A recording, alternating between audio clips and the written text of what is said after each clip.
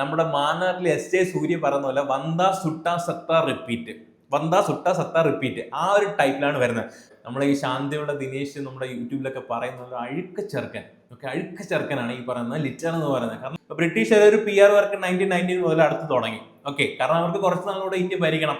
ബ്രിട്ടീഷുകാർ ജനങ്ങൾ നോക്കുമ്പോൾ വാ ബ്രിട്ടീഷുകാർ അടിപൊളി, അത്രയും മോശമായിട്ടുള്ള ആക്ട് അവർ റിപ്പീൽ ചെയ്തു, ഒരു PR വർക്കല്ലേ, അങ്ങനെ ചിന്തിച്ചൂടെ? അപ്പൊ നിങ്ങൾക്ക് അവിടെ അങ്ങനെ കണക്ട് ചെയ്യാം അല്ലേ? നമ്മൾ ചോരത്തിളപ്പിൽ നിന്നിട്ട് ഭയങ്കരമായിട്ടൊരു ആക്റ്റീവായിട്ട് നിന്നിട്ട് പെട്ടെന്ന് ആ ഒരു സ്കീം അല്ലെങ്കിൽ ആ ഒരു പ്രൊട്ടസ്റ്റ് നിർത്തി കഴിഞ്ഞാൽ വിൽ ബി ഫ്രസ്ട്രേറ്റഡ് അല്ലേ? അപ്പൊ അങ്ങനെ ഫ്രസ്ട്രേറ്റഡ് ആയിട്ടാണ് ഫസ്റ്റ് ഫേസ് ഓഫ് റെവല്യൂഷൻ വന്ന ഈ പറഞ്ഞ സ്വദേശി മൂവ്മെന്റ് സ്റ്റോപ്പ് ചെയ്തു. കാരണം ബ്രിട്ടീഷുകാർക്ക് മേ ബി അന്നേ പ്ലാൻ ഉണ്ടായിരിക്കണം. കാരണം പ്ലാൻ റിയലി ഉണ്ടായിട്ടുണ്ടോ ഇല്ലയെന്ന് എനിക്കറിയത്തില്ല, ബട്ട് സ്റ്റിൽ ഞാൻ നിങ്ങൾക്ക് കണക്ട് ചെയ്തിരിക്കാൻ വേണ്ടി ഒരു കഥ പറഞ്ഞു തരുവാണ്. ഈ കഥ ഫിക്ഷണലാണ്, ഓക്കെ, എന്നാൽ ഞാൻ പറഞ്ഞു തരാം. അല്ല നിങ്ങൾ ഒരിക്കലും കാണാതെ പഠിക്കരുത് guys. Censorship of press act 1799 by Lord Wellesley. അത് കഴിഞ്ഞിട്ട് അതിന്റെ ആ ഫ്രീഡം കുറച്ചുകൂടെ കൊണ്ടുവന്നത് അടുത്ത ഹാസ്റ്റിങ്സ് ആണ്. എങ്ങനെയൊന്നും കാണാതെ പഠിക്കേണ്ട, നിങ്ങൾക്ക് വളരെ ഈസി ആയിട്ട് ഇത് കണക്ട് ചെയ്യാനുള്ള കുറച്ച് ക്ലൂസ് ഞാൻ പറഞ്ഞു തരാം. ഈ ഒരു തോട്ട് പ്രോസസ്, ഇതാണ് ഞാൻ പറഞ്ഞത്, അത് തോട്ട് പ്രോസസ്, ഒരു ലോജിക്കൽ കണക്ഷൻ നിങ്ങൾ എന്ത് ചെയ്യണം, എപ്പോഴും ഈ പറയുന്ന നിങ്ങളുടെ സ്റ്റഡി പ്രോസസ്സിൽ കൊണ്ടുവരണം. ഓക്കെ, 1857 നടന്ന മേജർ ആയിട്ടുള്ള ഇവന്റ് എന്താണ് ഗൈസ്? ഇപ്പൊ കേട്ടുന്നില്ലേ? മേജർ ആയിട്ടുള്ള ഇവന്റ് എന്തായിരുന്നു? ഓക്കെ, അപ്പൊ ചിലപ്പോൾ നമ്മൾ ഇതുപോലത്തെ പേരിന്റെ ഒരു പ്രൊണൗൺസിയേഷൻ, ആ ഒരു പേരിന്റെ ഒരു ഒറിജിൻ വെച്ചിട്ട് നമുക്ക് പലപ്പോഴും ക്വസ്റ്റ്യൻസ് സോൾവ് ചെയ്യാൻ പറ്റും. കാരണം ദ്വാരക്നാഥ്, ഈ പറഞ്ഞ ബാനർജി, ചാറ്റർജി എന്നുള്ള നിയമമൊക്കെ നമ്മൾ കൂടുതൽ ബംഗ്ലാ നെയിംസ് ആണ്. ഓക്കെ, അപ്പൊ ദ്വാരക്നാഥ് വിദ്യാഭൂഷൺ എന്നുള്ളൊരു പേര് എല്ലാ സ്റ്റേറ്റ്മെന്റിലും വരുന്നുണ്ട് അല്ലെ? എല്ലാ ഓപ്ഷനിലും എയിലും 1 വന്നു, ബിയിലും വന്നു, സിയിലും വന്നു. അപ്പൊ 1 എന്തായാലും ശരിയാണ്. അപ്പൊ 1 ശരിയാണെങ്കിൽ മോസ്റ്റ് പ്രോബബ്ലി അതൊരു ബംഗ്ലാ ന്യൂസ് പേപ്പർ ആയിരിക്കും എന്നുള്ള രീതിയിൽ 2 നിങ്ങൾ ശരിയായിട്ട് എടുത്തിട്ട് 1, 2, 3 ഇവിടെ കൊടുക്കുന്നു. ഹാസ്റ്റിങ്സ്, ഈ ലോർഡ് ഹാസ്റ്റിങ്സ് നമ്മുടെ വാറൻ ഹാസ്റ്റിങ്സ് അല്ല. ഓക്കെ, 1773 വരുന്ന വാറൻ ഹാസ്റ്റിങ്സ് അല്ല, ഇത് വേറെ ലോർഡ് ഹാസ്റ്റിങ്സ്, ഇത് റേ. അപ്പം ഇത് രണ്ട് ഒരു നിങ്ങൾ മിസ്അണ്ടർസ്റ്റാൻഡ് ചെയ്യല്. You can relate Lord Wellesley to the year of 1799. അപ്പം ഇതേ 1799 censorship of press act pass ചെയ്തിരിക്കുന്നത്. അപ്പൊ സെൻസർഷിപ്പ് ഓഫ് പ്രസ് ആക്ട് കൊണ്ടുവന്ന് ആരെന്ന് ചോദിച്ചു കഴിഞ്ഞാൽ നിങ്ങൾക്ക് ഈസിലി കോട്ട് ചെയ്യാം ആരാണെന്ന്, ലോർഡ് വെല്ലസ്ലി ആണെന്ന്, അല്ലേ? Seems easy, right? അപ്പൊ ഇവിടെ നമ്മൾ കാണാതെ പഠിക്കുന്നതല്ല, വി ആർ കണക്റ്റിംഗ്. ഈ സ്റ്റോറിയിലോട്ട് പല പോയിന്റ്സ് ആയിട്ട് നമ്മൾ എന്ത് ചെയ്യാണ്, നമ്മൾ കണക്ട് ചെയ്യാണ്. ഓക്കെ, ശരിക്കും ബ്രിട്ടീഷ് ഇങ്ങനെയാണോ ചിന്തിച്ചിരുന്നത് നമുക്കറിയത്തില്ല, ബട്ട് നമുക്ക് എന്ത് മതി, നമുക്ക് ഈ ഒരു കാര്യം അറിയണം. എക്സാമിൽ ക്വസ്റ്റ്യൻ വരുമ്പോൾ നമുക്കത് ഈസി ആയിട്ട് കണക്ട് ചെയ്യാൻ പറ്റണം, അത് മതിയല്ലോ. അതിപ്പോ നിങ്ങൾക്ക് കിട്ടിയില്ലേ? ഈ കേസ് ഒരു അൺഎക്സ്പെക്ടഡ് ക്വസ്റ്റ്യൻ വന്നാൽ പോലും you should be ready to solve that. അപ്പം ആ ഒരു റെഡിനെസ് എങ്ങനെ നമ്മൾ കൊണ്ടുവരുന്നത്? നമ്മൾ പഠിക്കുമ്പോൾ തന്നെ ഈ ഓരോ കാര്യങ്ങളും കാണാതെ പഠിക്കാതെ അതിന്റെ ബിഹൈൻഡ് ദ സീൻസ് എന്താണെന്ന് നിങ്ങൾ മനസ്സിലാക്കി പഠിക്കുകയാണെങ്കിൽ നിങ്ങൾക്ക് ഈസി ആയിരിക്കും. ഒരു പുതിയൊരു അറിഞ്ഞോടത്തൊരു ക്വസ്റ്റ്യൻ വന്നു കഴിഞ്ഞാലും നിങ്ങൾ ഈ ഒരു പാറ്റേണിലായിരിക്കും തിങ്ക് ചെയ്യുന്നത്. എന്നൊന്നും കാണാതെ പഠിക്കരുത് ഗൈസ്. ഈ ഒരു ഇവന്റിനെ നമ്മളൊരു ഗവർണർ ജനറലുമായിട്ട് കണക്ട് ചെയ്ത് വെക്കാം, ഹുക്ക് ചെയ്ത് വെക്കാം. So it will be easy. Okay, അപ്പൊ നിങ്ങൾക്ക് ഈ ക്ലാസ് കഴിയുമ്പോൾ, ഇന്നിപ്പോഴത്തെ ക്ലാസ് നമ്മൾ വൈൻഡ് അപ്പ് ചെയ്യാൻ പോവാണ്. So I M pretty sure and confident that നിങ്ങൾക്ക് ഈ പറഞ്ഞ പ്രസ് റിഫോംസ് ഇനി ഈ ക്ലാസ് കഴിഞ്ഞ ഉടനെ തന്നെ നിങ്ങൾക്ക് ക്ലിയർ ആണ്. കാണാതെ അല്ല നമ്മൾ പഠിച്ചത്. നമ്മൾ ഈ പറയുന്ന ഗവർണർ ജനറൽ ആയാലും എന്തുകൊണ്ട് ഈ പറഞ്ഞുള്ള ഒരു ആക്ട് കൊണ്ടുവന്നു, അതിന്റെ ബിഹൈൻഡ് ദ സീൻസ് എല്ലാം നമ്മൾ കറക്റ്റ് ആയിട്ട് ലോജിക്കലി നമ്മൾ കണക്ട് ചെയ്ത് പഠിച്ച് കാണാതെ പഠിക്കുന്നില്ല. സോ ഹിസ്റ്ററി കാണാതെ പഠിക്കുന്ന ഒരു സബ്ജക്റ്റ് അല്ല, നമ്മൾ ലോജിക്കലി സ്റ്റോറി വെച്ച് കണക്ട് ചെയ്ത് പഠിക്കുന്ന ഒരു സബ്ജക്റ്റ് ആണ്. മാപ്ര എന്നുള്ള വേർഡ് നമുക്ക് സമൂഹ മാധ്യമങ്ങളിലും മറ്റും നമുക്ക് സുപരിചിതമായിട്ടുള്ളൊരു വേർഡാണ്. മാപ്ര എന്ന മുദ്രകുത്തിയ മാധ്യമ പ്രവർത്തകർക്കും ഉണ്ടായിരുന്നു ഒരു ചരിത്രം. അതെ, 1780കളിൽ നമുക്ക് എല്ലാവർക്കും അറിയാവുന്ന ഒരു കാലഘട്ടമാണ് നമ്മുടെ ഇൻഡിപെൻഡൻസ് മൂവ്മെന്റ് നടക്കുന്ന ഒരു കാലഘട്ടം. ആ കാലഘട്ടത്ത് ഒന്ന് ഇമാജിൻ ചെയ്യുക, ഇന്നത്തെ പോലെ സോഷ്യൽ മീഡിയാസ് ഇല്ല, വാട്സാപ്പ് ഇല്ല, ടെലിഗ്രാം ഇല്ല, ഇൻസ്റ്റാഗ്രാം ഇല്ല, അങ്ങനത്തെ ഒരു ഗ്രാമവും ഇല്ല. അങ്ങനെയുള്ള സിറ്റുവേഷൻസിൽ അന്ന് മാധ്യമങ്ങളായിരുന്നു ഒരു പവർഫുൾ ആയിട്ടുള്ള ഒരു ഫാക്ടർ എന്ന് പറയുന്നത്. ഈ മാധ്യമങ്ങൾക്ക് ഈ പറയുന്ന ബ്രിട്ടീഷ് സാമ്രാജ്യത്തെ തന്നെ, അന്നത്തെ എല്ലാ സാമ്രാജ്യത്തെയും ഷുക്ക് ചെയ്യാനുള്ള ഒരു പവർ ഉണ്ടായിരുന്നു. അതുകൊണ്ട് തന്നെ എല്ലാ ഇമ്പീരിയലിസ്റ്റ് പവേഴ്സും പേടിച്ചു തരുന്ന ഒരു ഘടകമായിരുന്നു പ്രസ് അല്ലെങ്കിൽ മാധ്യമം എന്ന് പറയുന്നത്. അപ്പൊ ഇന്ന് നമ്മൾ നോക്കാൻ പോകുന്നത് പ്രസ് റിഫോംസ് ആണ് guys. And I'm Abhijith Chandra with Rise Up IAS. അപ്പൊ നമ്മൾ ഇന്ന് ഒരു ഇന്ററാക്റ്റീവ് ക്ലാസ് ആണ് ഗൈസ്. അപ്പം ഫസ്റ്റ് ഓഫ് ഓൾ എനിക്ക് പറയേണ്ട 2 കാര്യങ്ങളാണ്. ഒന്ന്, ഒരു ഇന്ററാക്റ്റീവ് സെഷനാണ് നമ്മൾ ഉദ്ദേശിക്കുന്നത്. അപ്പോൾ ഞാൻ ക്ലാസ് എടുക്കുമ്പോൾ നിങ്ങളുമായിട്ട് ഇൻട്രാക്ട് നമുക്ക് പറയാം, ഇതൊരു യൂട്യൂബ് വീഡിയോ ആയിട്ടാണ് നിങ്ങളുടെ മുമ്പിലോട്ട് വരുന്നത്. But still I want to make it ഒരു ഇൻട്രാക്ഷൻ സെക്ഷനായിട്ട് എനിക്കിത് മേക്ക് ചെയ്യണമെന്നുണ്ട്. അപ്പോൾ ഞാൻ പറയുമ്പോൾ ചില കേസസ് ഒരു ചോദ്യങ്ങൾ ചോദിക്കുമ്പോൾ ഞാൻ കുറച്ച് നേരം പാസ് ചെയ്യും. ആ ഒരു ടൈമിൽ നിങ്ങൾക്കും വീഡിയോ പാസ് ചെയ്യാം. എന്നിട്ട് നിങ്ങൾ എന്ത് ചെയ്യണം, ആ ഒരു തോട്ട് പ്രോസസ് നിങ്ങൾ കൊണ്ടുവരണം. സോ ഈ പൊളിറ്റി അല്ലെങ്കിൽ ഈ പറഞ്ഞ മോഡേണിസ്റ്റ് പോലത്തെ സബ്ജക്ട്സ് നമുക്ക് കുറച്ചുകൂടെ കാണാതെ പഠിക്കുന്നതിന് പകരം ഇറ്റ്സ് ഈസി ടു കണക്ട്, ഒരു ലോജിക്കൽ കണക്ഷൻ നമുക്ക് പലപ്പോഴും കൊണ്ടുവരാൻ പറ്റും. നമ്മൾ മഗ്ഗപ്പ് ചെയ്ത് പഠിക്കേണ്ട, ഇന്ന സമയത്ത് ഇന്ന ജനറൽ വന്നു, ഗവർണർ ജനറൽ വന്നു, വൈസ്രോയ് വന്നു, അങ്ങനെ മഗ്ഗപ്പ് ചെയ്ത് പഠിക്കേണ്ട ഒരു ലോജിക്കൽ കണക്ഷൻ ഞാൻ നിങ്ങളുടെ മുമ്പിൽ കൊണ്ടുവരികയാണ് ഇന്നത്തെ ഈ ഒരു പ്രസ് റിഫോംസിൽ. സോ ഈ ഒരു രീതിയിലായിരിക്കണം. ഇതൊരു എക്സാമ്പിളാണ്. ഈ ഒരു പാറ്റേണിൽ നിങ്ങൾ പഠിച്ചു കഴിഞ്ഞാൽ it will be easy for you guys. Okay, അപ്പം നമുക്ക് എന്തായാലും തുടങ്ങാം. ഇപ്പോൾ പ്രസ് റിഫോംസ് ആണ്. സോ നമ്മുടെ ഫസ്റ്റ് വന്നിട്ടുള്ള ഒരു ന്യൂസ് പേപ്പർ എന്ന് പറയുന്നത് ഈ പറയുന്ന കൽക്കട്ട ജനറൽ അഡ്വൈസർ ആണ്. അപ്പോൾ അത് കൊണ്ടുവന്നത് ആരായിരുന്നു? അതൊരു ഇന്ത്യൻ അല്ലായിരുന്നു. ജെയിംസ് ഓഗസ്റ്റസ് ഹിക്കി എന്ന് പറയുന്ന ഒരു ഐറിഷ് മെൻ ആയിരുന്നു എന്ത് കൊണ്ടുവന്നത്, ഫസ്റ്റ് പ്രിന്റഡ് ന്യൂസ് പേപ്പർ കൊണ്ടുവന്നത്. സോ ഈ ഫസ്റ്റ് പ്രിന്റഡ് ന്യൂസ് പേപ്പർ കൊണ്ടുവന്ന സമയത്ത് തന്നെ എന്ത് ചെയ്തു, ഈ പറയുന്ന ജെയിംസ് ഓഗസ്റ്റസ് ഹിക്കി ഈ ബംഗാൾ ഗസറ്റിലൂടെ, ബംഗാൾ ഗസറ്റ് എൻ്റെ ഒരു മറ്റൊരു നെയിമാണ്, അതിലൂടെ ബ്രിട്ടീഷിനെ ക്രിട്ടിസൈസ് ചെയ്ത് തുടങ്ങി. ഓക്കെ, അപ്പോൾ ബ്രിട്ടീഷിനെ ക്രിട്ടിസൈസ് ചെയ്ത് തുടങ്ങുമ്പോൾ ഡെഫിനറ്റ്ലി അവർക്കത് ഇഷ്ടപ്പെടുമോ? അപ്പോൾ നിങ്ങൾ ഇമാജിൻ ചെയ്യുക, ഈ ഒരു സിറ്റുവേഷനിൽ നിങ്ങൾ വലിയൊരു പവറാണ്. ഓക്കെ, ആ പവറിനെ ചോദ്യം ചെയ്യാൻ മറ്റൊരാൾ വരുന്നു. ഓക്കെ, അന്നത്തെ കാലങ്ങളിൽ അത് മാധ്യമമായിരുന്നു, ഈ പറയുന്ന പ്രസ്സായിരുന്നു. അപ്പോൾ ഈ പറയുന്ന ബംഗാൾ ഗസറ്റ് അല്ലെങ്കിൽ കൽക്കട്ട ജനറൽ അഡ്വൈസ് ഈ പറയുന്ന ബ്രിട്ടീഷിന്റെ പോളിസീസിന്റെയും ബ്രിട്ടീഷിന്റെ വാർസിനെയും മറ്റുമൊക്കെ ക്രിട്ടിസൈസ് ചെയ്ത് തുടങ്ങിയപ്പോൾ ഡെഫിനറ്റ്ലി അവർക്കത് ഇഷ്ടപ്പെടില്ലല്ലോ. അന്നേരമാണ് ഈ പറയുന്നൊരു ഒരു വാർ പോലെ വരുന്നത്. വാർ എന്ന് പറയുമ്പോൾ പവറും ഇമ്പീരിയലിസ്റ്റ് പവറും മീഡിയാസ് തമ്മിലുള്ള ഒരു സ്ട്രഗിൾ അല്ലെങ്കിൽ ഒരു വാർ പോലെ തുടങ്ങുന്നത് അപ്പം മുതലാണ്. ഓക്കെ, അത് നിങ്ങൾക്ക് കണക്ട് ചെയ്യാൻ പറ്റുന്ന ഒരു കാര്യമല്ലേ. ഇപ്പോഴത്തെ പവേഴ്സ് ആയപ്പോൾ ഇപ്പോഴത്തെ പല ഗവൺമെന്റ്സും ഭയപ്പെടുന്ന എന്തിനാണ്, ഈ പറഞ്ഞ മീഡിയ ഭയപ്പെടുന്നുണ്ട്. കാരണം എന്താണ്, മീഡിയ എന്ന് പറയുന്നത് ഒരു ഫോർത്ത് പില്ലറാണ് അല്ലേ. അപ്പോൾ അങ്ങനെ കൽക്കട്ട ജനറൽ അഡ്വൈസ് കൊണ്ടുവന്നു. ഇയർ 1780 ആണ്, അത് ഓർത്തിരിക്കുക. കൊണ്ടുവന്നത് James Augustus hiki. Okay, then അത് കഴിഞ്ഞിട്ട് പിന്നീടാണ് ആദ്യമായിട്ട് എന്ത് വരുന്നത്, സെൻസർഷിപ്പ് ഓഫ് പ്രസ് ആക്ട് 1799 വരുന്നത്. ഓക്കെ, അപ്പം ഇയർ നമുക്ക് മനസ്സിലാക്കാമല്ലോ. അപ്പോൾ ഈ ഇയേഴ്സ് നിങ്ങൾക്ക് ഒരിക്കലും കാണാതെ പഠിക്കേണ്ടതാണ്. ഞാൻ ആദ്യമേ പറഞ്ഞൊരു ലോജിക്കൽ കണക്ഷൻ. അപ്പോൾ ഈ 1780 നമുക്ക് ആദ്യത്തെ ഈ ന്യൂസ് പേപ്പർ വരുന്നു.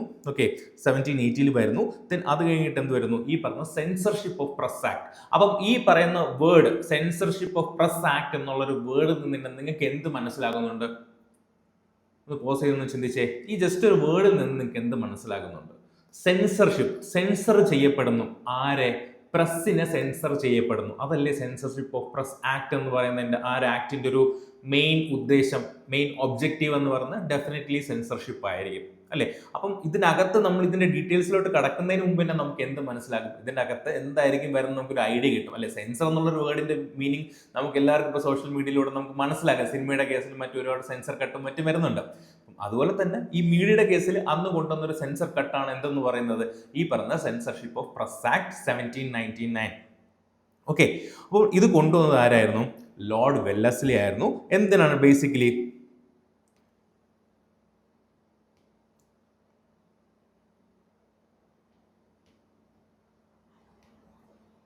ഓക്കെ, ലോർഡ് വെല്ലസ്ലിയാണ് നമുക്കവിടെ ഈ പറയുന്ന പ്രസ് ആക്ട് കൊണ്ടുവന്നത്. സോ 1799. സോ ഇത് എങ്ങനെ കണക്ട് ചെയ്യണമെന്ന് ഞാൻ പറഞ്ഞു തരാം. അല്ല, നിങ്ങൾ ഒരിക്കലും കാണാതെ പഠിക്കരുത് ഗൈസ്.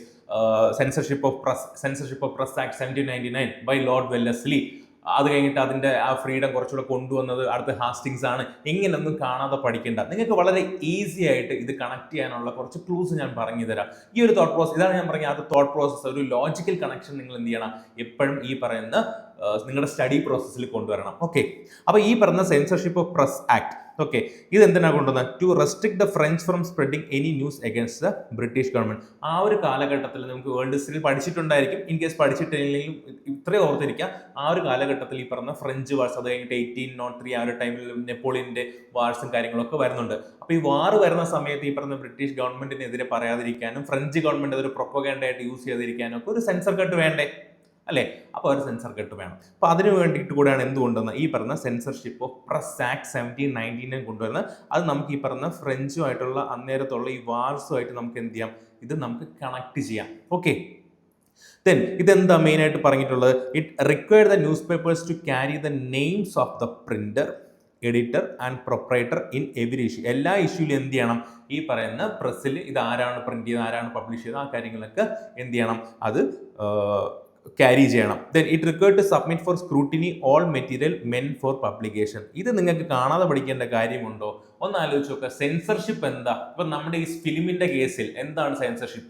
ഫിലിം റിലീസ് ചെയ്യുന്നതിന് മുമ്പ് എന്ത് ചെയ്യുന്നുണ്ട്? ഈ പറയുന്ന ഫിലിമിന്റെ ആ ഒരു ഫയൽ നമ്മൾ സെൻസർ ബോർഡിന് കൊടുക്കുന്നുണ്ട്. ആ സെൻസർ ബോർഡ് അത് കണ്ടിട്ട് ആവശ്യമില്ലാത്ത ഭാഗങ്ങളൊക്കെ കട്ട് ചെയ്ത് പുറത്തു വിടുന്നു. അതല്ലേ നമ്മൾ ഫിലിമിന്റെ കേസിൽ പറയുന്ന സെൻസർ.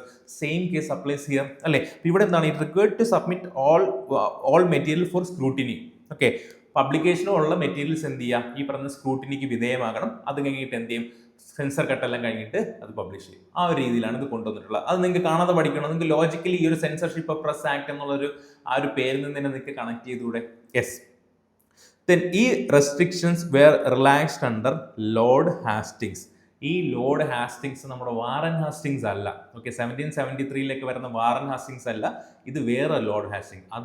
ഇത് റേ. അപ്പം ഇത് രണ്ടും ഒരു നിങ്ങൾ മിസ്അണ്ടർസ്റ്റാൻഡ് ചെയ്യരുത്. 1773 വാറൻ ഹാസ്റ്റിങ്സ് ആണ്, ഇത് വേറൊരു ഹാസ്റ്റിങ്സ് ആണ്. ലോർഡ് ഹാസ്റ്റിങ്സ് വേറെ ലോർഡ് ഹാസ്റ്റിങ്സ് ആണ്, ആ ഹാസ്റ്റിങ്സ് അല്ല. അപ്പം ആ ഒരു ഐഡിയ നിങ്ങൾക്ക് വേണം. രണ്ട് ഹാസ്റ്റിങ്സ് ഉണ്ടായിരുന്നു. മറ്റത് വാറൻ ഹാസ്റ്റിങ്സ് 1773 റെഗുലേറ്റിംഗ് ആക്ടിലൊക്കെ നിങ്ങൾ പഠിച്ചിട്ടുണ്ടായിരിക്കും ഈ പറയുന്ന വാറൻ ഹാസ്റ്റിങ്സിന്. ആ ഹാസ്റ്റിങ്സ് അല്ല ഈ ഹാസ്റ്റിങ്സ്. ഓക്കെ, അപ്പം ഈ കൊണ്ടുവന്ന സെൻസർഷിപ്പ് ഓഫ് പ്രസ് ആക്ടിൽ കൊണ്ടുവന്നിട്ടുള്ള റെസ്ട്രിക്ഷൻസ് എടുത്തു മാറ്റിയത് പിന്നെ ആരാണ്? ലോർഡ് ഹാസ്റ്റിങ്സ് ആണ്, വാറൻ ഹാസ്റ്റിങ്സ് അല്ല. ഓക്കെ, ദെൻ ഇനിയാണ് ഞാൻ നേരത്തെ പറഞ്ഞ ഇതിൻ്റെ ഒരു ഐഡിയ, ഒരു തോട്ട്. നിങ്ങൾക്ക് ഇത് എങ്ങനെ കണക്ട് ചെയ്യാം, കാണാതെ പഠിക്കാൻ നിങ്ങൾക്ക് ഇത് എങ്ങനെ കണക്ട് ചെയ്യാം എന്നുള്ളൊരു ഐഡിയ ആണ്. എന്താണ്? ഇപ്പോൾ 1780 നമുക്ക് ഫസ്റ്റ് ന്യൂസ് പേപ്പർ വന്നു അല്ലേ? 1780 ഫസ്റ്റ് ന്യൂസ് പേപ്പർ വന്നു. ദെൻ അത് കഴിഞ്ഞിട്ട് എന്താണ്? ഈ പറയുന്ന ന്യൂസ് പേപ്പറിന്റെ റെഗുലേഷൻ വന്നു. കാരണം ന്യൂസ് പേപ്പർ വന്നു തുടങ്ങിയാലല്ലേ അതിന്റെ റെഗുലേഷൻ കൊണ്ടുവരേണ്ട കാര്യമുള്ളൂ. അത് ലോജിക്കൽ അല്ലേ? ദെൻ റെഗുലേഷൻ വന്നു. എന്തിനാണ്? Fearing French invasion. ആ ഒരു സമയത്ത് ഫ്രഞ്ച് ഇൻവേഷൻ, ഫ്രഞ്ചിന്റെ പ്രൊപ്പഗാൻഡാസ് മേ ബി ഈ പറയുന്ന ന്യൂസ് പേപ്പറിലൂടെയൊക്കെ വരാം. അപ്പം ഈ ഫ്രഞ്ച് ഇൻവേഷനെ ഭയന്നിട്ടാണ് എന്ത് ചെയ്തത്? ഈ പറയുന്ന സെൻസർഷിപ്പും മറ്റും കൊണ്ടുവന്നത്. അപ്പം ഈ പറയുന്ന ബ്രിട്ടീഷ് ഗവൺമെന്റിനെയും അപ്പം ഈ പത്രങ്ങളെ ക്രിട്ടിസൈസ് ചെയ്യില്ല. അപ്പം അങ്ങനത്തെ കാര്യങ്ങൾ ഉദ്ദേശിച്ചുകൊണ്ടാണ് ഈ പറഞ്ഞ സെൻസർഷിപ്പ് പ്രസ് ആക്ട് കൊണ്ടുവന്നത്. അപ്പം നിങ്ങൾ ഇവിടെ നിങ്ങൾക്ക് കണക്ട് ചെയ്യാൻ പറ്റുന്ന time line of French wars, Napoleon, ആ ഒരു ടൈം പീരീഡിലാണ്. അത് വെച്ചിട്ട് നിങ്ങൾക്ക് കണക്ട് ചെയ്യാം. അപ്പം അത് വരുമ്പോൾ ഡെഫിനറ്റ്ലി ഈ പറഞ്ഞ പ്രൊപ്പഗൻഡാസ് മറ്റൊക്കെ വരാനുള്ള ഒരു പ്രോബബിലിറ്റി ഉണ്ട്. അപ്പം ആ പ്രോബബിലിറ്റി കണ്ടുകൊണ്ട് എന്ത് ചെയ്തു? ഈ പറഞ്ഞ സെൻസർഷിപ്പ് ഓഫ് പ്രസ് ആക്ട് കൊണ്ടുവന്നു. ഓക്കെ, അപ്പോൾ അത് കണക്ട് ചെയ്യാമല്ലോ. ഫ്രഞ്ച് വാർസും മറ്റുമായിട്ട് നമുക്ക് അതിന് കണക്ട് ചെയ്യാം അല്ലേ? അപ്പോൾ ആ ടൈം പീരീഡ് നമ്മൾ പക്കായിട്ട് ഓർത്തിരിക്കണോ? Censorship of press act 1799. അപ്പോൾ ആ ഒരു ടൈം പീരീഡിൽ ഇത് വന്നു. അത് നമുക്ക് ലോജിക്കലി വരുന്ന ഒരു കണക്ഷനാണ്. ഒരു സ്റ്റോറി മോഡിൽ നിങ്ങളത് കണക്ട് ചെയ്ത് വെക്കുക. കാണാതെ പഠിക്കേണ്ട. കാണാതെ പഠിച്ചു കഴിഞ്ഞാൽ നമുക്ക് എക്സാം വരുമ്പോൾ നമുക്ക് പറ്റുന്നൊരു പ്രശ്നം, ഒന്നാമത് ഈ പറഞ്ഞ 2 hour ടൈം പീരീഡിലാണ് നമ്മളിത് ചെയ്യേണ്ടത്. ഓക്കെ, അപ്പം വേറെയും പല ക്വസ്റ്റ്യൻസ് ആണ്. അപ്പോൾ ഈ ഒരു ക്വസ്റ്റ്യൻ വരുമ്പോൾ അയ്യോ ഇത് 1799 ഇത് ഫ്രഞ്ച് വാറിന് ആ ഒരു പ്രൊപ്പഗാൻഡയ്ക്ക് എതിരായിട്ടാണോ കൊണ്ടുവന്നത്, അതോ ഇൻഡിപെൻഡൻസ് മൂവ്മെന്റിനാണോ? അപ്പോൾ നമ്മളിങ്ങനെ ഭയങ്കരമായിട്ട് ഈ തോട്ട് പ്രോസസ്സിനകത്ത് ഇങ്ങനെ നമുക്കറിയത്തില്ല. അപ്പോൾ നമ്മളിങ്ങനെ ടെൻഷൻ അടിക്കും, പാനിക്കാവും. ആ പാനിക് ഒഴിവാക്കാനാണ് ഈ പറഞ്ഞ ഹിസ്റ്ററിയൊക്കെ ഒരു സ്റ്റോറി പോലെ നിങ്ങൾ പഠിച്ചു കഴിഞ്ഞാൽ, സ്റ്റോറിയും കുറച്ച് ലോജിക്കൽ കണക്ഷൻസും വെച്ച് പഠിച്ചു കഴിഞ്ഞാൽ history will be easy. Trust me guys, history will be easy. Okay, ഇനി ആരാണ് ഈ പറയുന്ന സെൻസർഷിപ്പ് ഇൻട്രൊഡ്യൂസ് ചെയ്യുന്നത്? Who introduce this regulation? അത് കാണാതെ പഠിക്കണോ? കാണാതെ പഠിക്കണ്ട. അതിനുള്ള കാര്യം ഞാൻ പറഞ്ഞുതരാം. അപ്പം നമ്മൾ നേരത്തെ പറഞ്ഞു ലോർഡ് വെല്ലസ്ലി ആണ്. അപ്പൊ censorship press act Lord Wellesley, censorship press act Lord Wellesley എന്ന് കാണാതെ പഠിക്കേണ്ട കാര്യമില്ല. അതിന് പകരം നിങ്ങൾക്ക് ഓർത്തിരിക്കേണ്ട കാര്യം സെൻസർഷിപ്പ് പ്രസ് ആക്ട് 1799 ആണ് അല്ലെ? അപ്പൊ 1799 ഗവർണർ ജനറൽ ആരാണെന്ന് മാത്രം ഓർത്തിരുന്നാൽ മതി. അപ്പം അതെങ്ങനെ നമ്മൾ ഓർത്തിരിക്കും? നമ്മൾ വളരെ ഇമ്പോർട്ടന്റ് ആയിട്ട് പഠിക്കുന്ന കാര്യങ്ങളാണ് ഈ പറഞ്ഞുള്ള എന്താണ് fort William college. Fort William college കൊണ്ടുവന്ന ആരാണെന്ന് എല്ലാവർക്കും അറിയാം. അത് ബേസിക് ആയിട്ടുള്ള ഇൻഫോർമേഷൻ ആണ്, എല്ലാവർക്കും അറിയാം. അത് കൊണ്ടുവന്നത് ആരാണ്? നമ്മുടെ ലോർഡ് വെല്ലസ്ലിയാണ്. ഇയർ 1800 അതുകൂടാതെ തന്നെ മറ്റൊരു കാര്യം ഹിസ്റ്ററി പഠിക്കുന്ന എല്ലാവർക്കും അറിയാം. എന്താണ്? Subsidiary alliance of 1798. Subsidiary alliance കൊണ്ടുവന്ന് ഇൻട്രൊഡ്യൂസ് ചെയ്ത ആരാണ്? നമ്മുടെ ലോർഡ് വെല്ലസ്ലിയാണ്. ഈ ലോർഡ് അങ്ങനെ ആദ്യം അതിൽ ജോയിൻ ചെയ്ത ആരാണ്? നിസാം ഓഫ് ഹൈദരാബാദ് ആണ്. ഇത് എല്ലാവർക്കും അറിയാന്നുള്ള ഫാക്ട് ആണ്. അപ്പോൾ നമുക്ക് ആ ഒരു ടൈം പീരീഡിലെ ഗവർണർ ജനറൽ കാണാതെ പഠിക്കേണ്ട കാര്യമുണ്ടോ? ആ ടൈം പീരീഡിലെ ഗവർണർ ജനറൽ വെല്ലസ്ലി ആണ്. നമുക്ക് ഈ പറഞ്ഞ ഒന്നെങ്കിൽ ഫോർട്ട് വില്യം കോളേജ് വെച്ച് കണക്ട് ചെയ്യുക, അല്ലെങ്കിൽ നമുക്ക് കണക്ട് ചെയ്യാൻ പറ്റുന്ന സബ്സിഡറി അലയൻസ് വെച്ച് കണക്ട് ചെയ്യാം. അപ്പൊ ഇങ്ങനെ ഈ രണ്ട് പോസിബിലിറ്റിയിൽ നിങ്ങൾ കണക്ട് ചെയ്യുമ്പോൾ you can relate Lord Wellesley to the year of 1799. അപ്പം ഇതേ 1799 censorship of press act pass ചെയ്തിരിക്കുന്നത്. അപ്പൊ സെൻസർഷിപ്പ് ഓഫ് പ്രസ് ആക്ട് കൊണ്ടുവന്ന് ആരെന്ന് ചോദിച്ചു കഴിഞ്ഞാൽ നിങ്ങൾക്ക് ഈസിലി കോട്ട് ചെയ്യാം ആരാണെന്ന്, ലോർഡ് വെല്ലസ്ലി ആണെന്ന്, അല്ലേ? Seems easy, right? അപ്പൊ ഇവിടെ നമ്മൾ കാണാതെ പഠിക്കുന്നില്ല, വി ആർ കണക്റ്റിംഗ്. ഈ സ്റ്റോറിയിലോട്ട് പല പോയിന്റ്സ് ആയിട്ട് നമ്മൾ എന്ത് ചെയ്യാണ്, നമ്മൾ കണക്ട് ചെയ്യാണ്. ഓക്കെ, ദെൻ 1880 എന്ത് സംഭവിച്ചു? 1880 ഈ പറയുന്ന റെസ്ട്രിക്ഷൻ, ഈ പറഞ്ഞ സെൻസർഷിപ്പ് ആക്ട് പ്രകാരം കൊണ്ടുവന്നുള്ള റെസ്ട്രിക്ഷൻസ് ആര് ഈ റെസ്ട്രിക്ഷൻസ് മാറ്റുന്നു? അതൊരു ലോർഡ് ഹാസ്റ്റിങ്സ് ആണ്. ഈ ലോർഡ് ഹാസ്റ്റിങ്സ് നമ്മുടെ മറ്റേ ഫേമസ് വാറൻ ഹാസ്റ്റിങ്സ് അല്ല, 1773 to 85 വാറൻ ഹാസ്റ്റിങ്സ് അല്ല, നേരത്തെ പറഞ്ഞല്ലോ അതുവേ ഇതുറേ. ഓക്കെ, ദെൻ ഇത് ഈ ടൈം ലൈൻ എങ്ങനെ കണക്ട് ചെയ്യാം? 1818 എന്തുകൊണ്ട് ഈ പറയുന്നുള്ള റെസ്ട്രിക്ഷൻസ് എന്തുകൊണ്ട് സ്റ്റോപ്പ് ചെയ്തു? അതിനൊറ്റ റീസണേ ഉള്ളൂ. 1815 അറൌണ്ട് 1815 ടൈം പീരീഡിലായപ്പോൾ നെപ്പോളിയൻ്റെ ആ ഒരു സുപ്രീമസിയൊക്കെ മാറി, ഫ്രഞ്ച് വാർസൊക്കെ ഓൾമോസ്റ്റ് സ്റ്റോപ്പ് ആയി. അപ്പോൾ എന്ത് സംഭവിക്കുന്നുണ്ട്? അപ്പോൾ പിന്നെ ഇതിന്റെ ഒരു ആവശ്യം വരുന്നില്ലല്ലോ. എന്തിനാണ് വെറുതെ ആവശ്യമില്ലാത്ത സമയത്ത് ഒരു സെൻസർഷിപ്പ് കൊണ്ടുവരുന്നത്? അപ്പോൾ ഈ 1818 എന്ത് ചെയ്തു? ഈ പറയുന്ന ലോർഡ് ഹാസ്റ്റിങ്സ് എന്ത് ചെയ്തു? ഇതിനെ റിപ്പീൽ ചെയ്ത് കഴിയും. കാരണം ആവശ്യമില്ലാത്ത സാധനത്തിനെ വെച്ചുകൊണ്ടിരിക്കുന്നത്. ഓക്കെ, അപ്പം 1818 എന്തുകൊണ്ട് ചെയ്തു? ബിക്കോസ് ഈ പറഞ്ഞുള്ള ഫ്രഞ്ചുമായിട്ടുള്ള ആ വാർസ് സ്റ്റോപ്പായി. ആ ഒരു ടൈം പീരീഡ് 1850s ആയപ്പോൾ 15s എന്ത് ചെയ്തു? ഈ പറയുന്ന വാർ സ്റ്റോപ്പായി. അപ്പൊ പിന്നീട് അതിന്റെ ആവശ്യമില്ലല്ലോ. സോ ആ ലോജിക്കൽ കണക്ഷൻ കിട്ടുന്നില്ലേ? യെസ്. ഇനി അടുത്ത് ലൈസൻസിങ് റെഗുലേഷൻസ്. പിന്നെ 1823 എന്ത് വന്നു? ലൈസൻസിങ് റെഗുലേഷൻസ് വന്നു. അപ്പോൾ 1818 സ്റ്റോപ്പ് ചെയ്തു, ഈ പറയുന്ന സെൻസർഷിപ്പ് പ്രസ് ആക്ട് സ്റ്റോപ്പ് ചെയ്തു. ദെൻ അത് കഴിഞ്ഞിട്ട് ലൈസൻസിങ് റെഗുലേഷൻസ് എന്ന് പറഞ്ഞ് 1823 വന്നു. ഇതെന്താണ് ഇവിടെ പറഞ്ഞത്? Starting or using a press without licence was a penal offence. അതായത് ഒരു ലൈസൻസ് ഇല്ലാതെ ഒരു പ്രസ് സ്റ്റാർട്ട് ചെയ്യുകയോ റൺ ചെയ്യുകയോ ചെയ്യുകയാണെങ്കിൽ അതൊരു പീനൽ ഓഫൻസ് ആണെന്ന് ഇവിടെ പറഞ്ഞു. Licensing regulation. അപ്പൊ ഈ പേരിൽ നിന്ന് തന്നെ നിങ്ങൾക്ക് കിട്ടുന്നില്ലേ? Licensing regulation. That means we require എന്താണ്?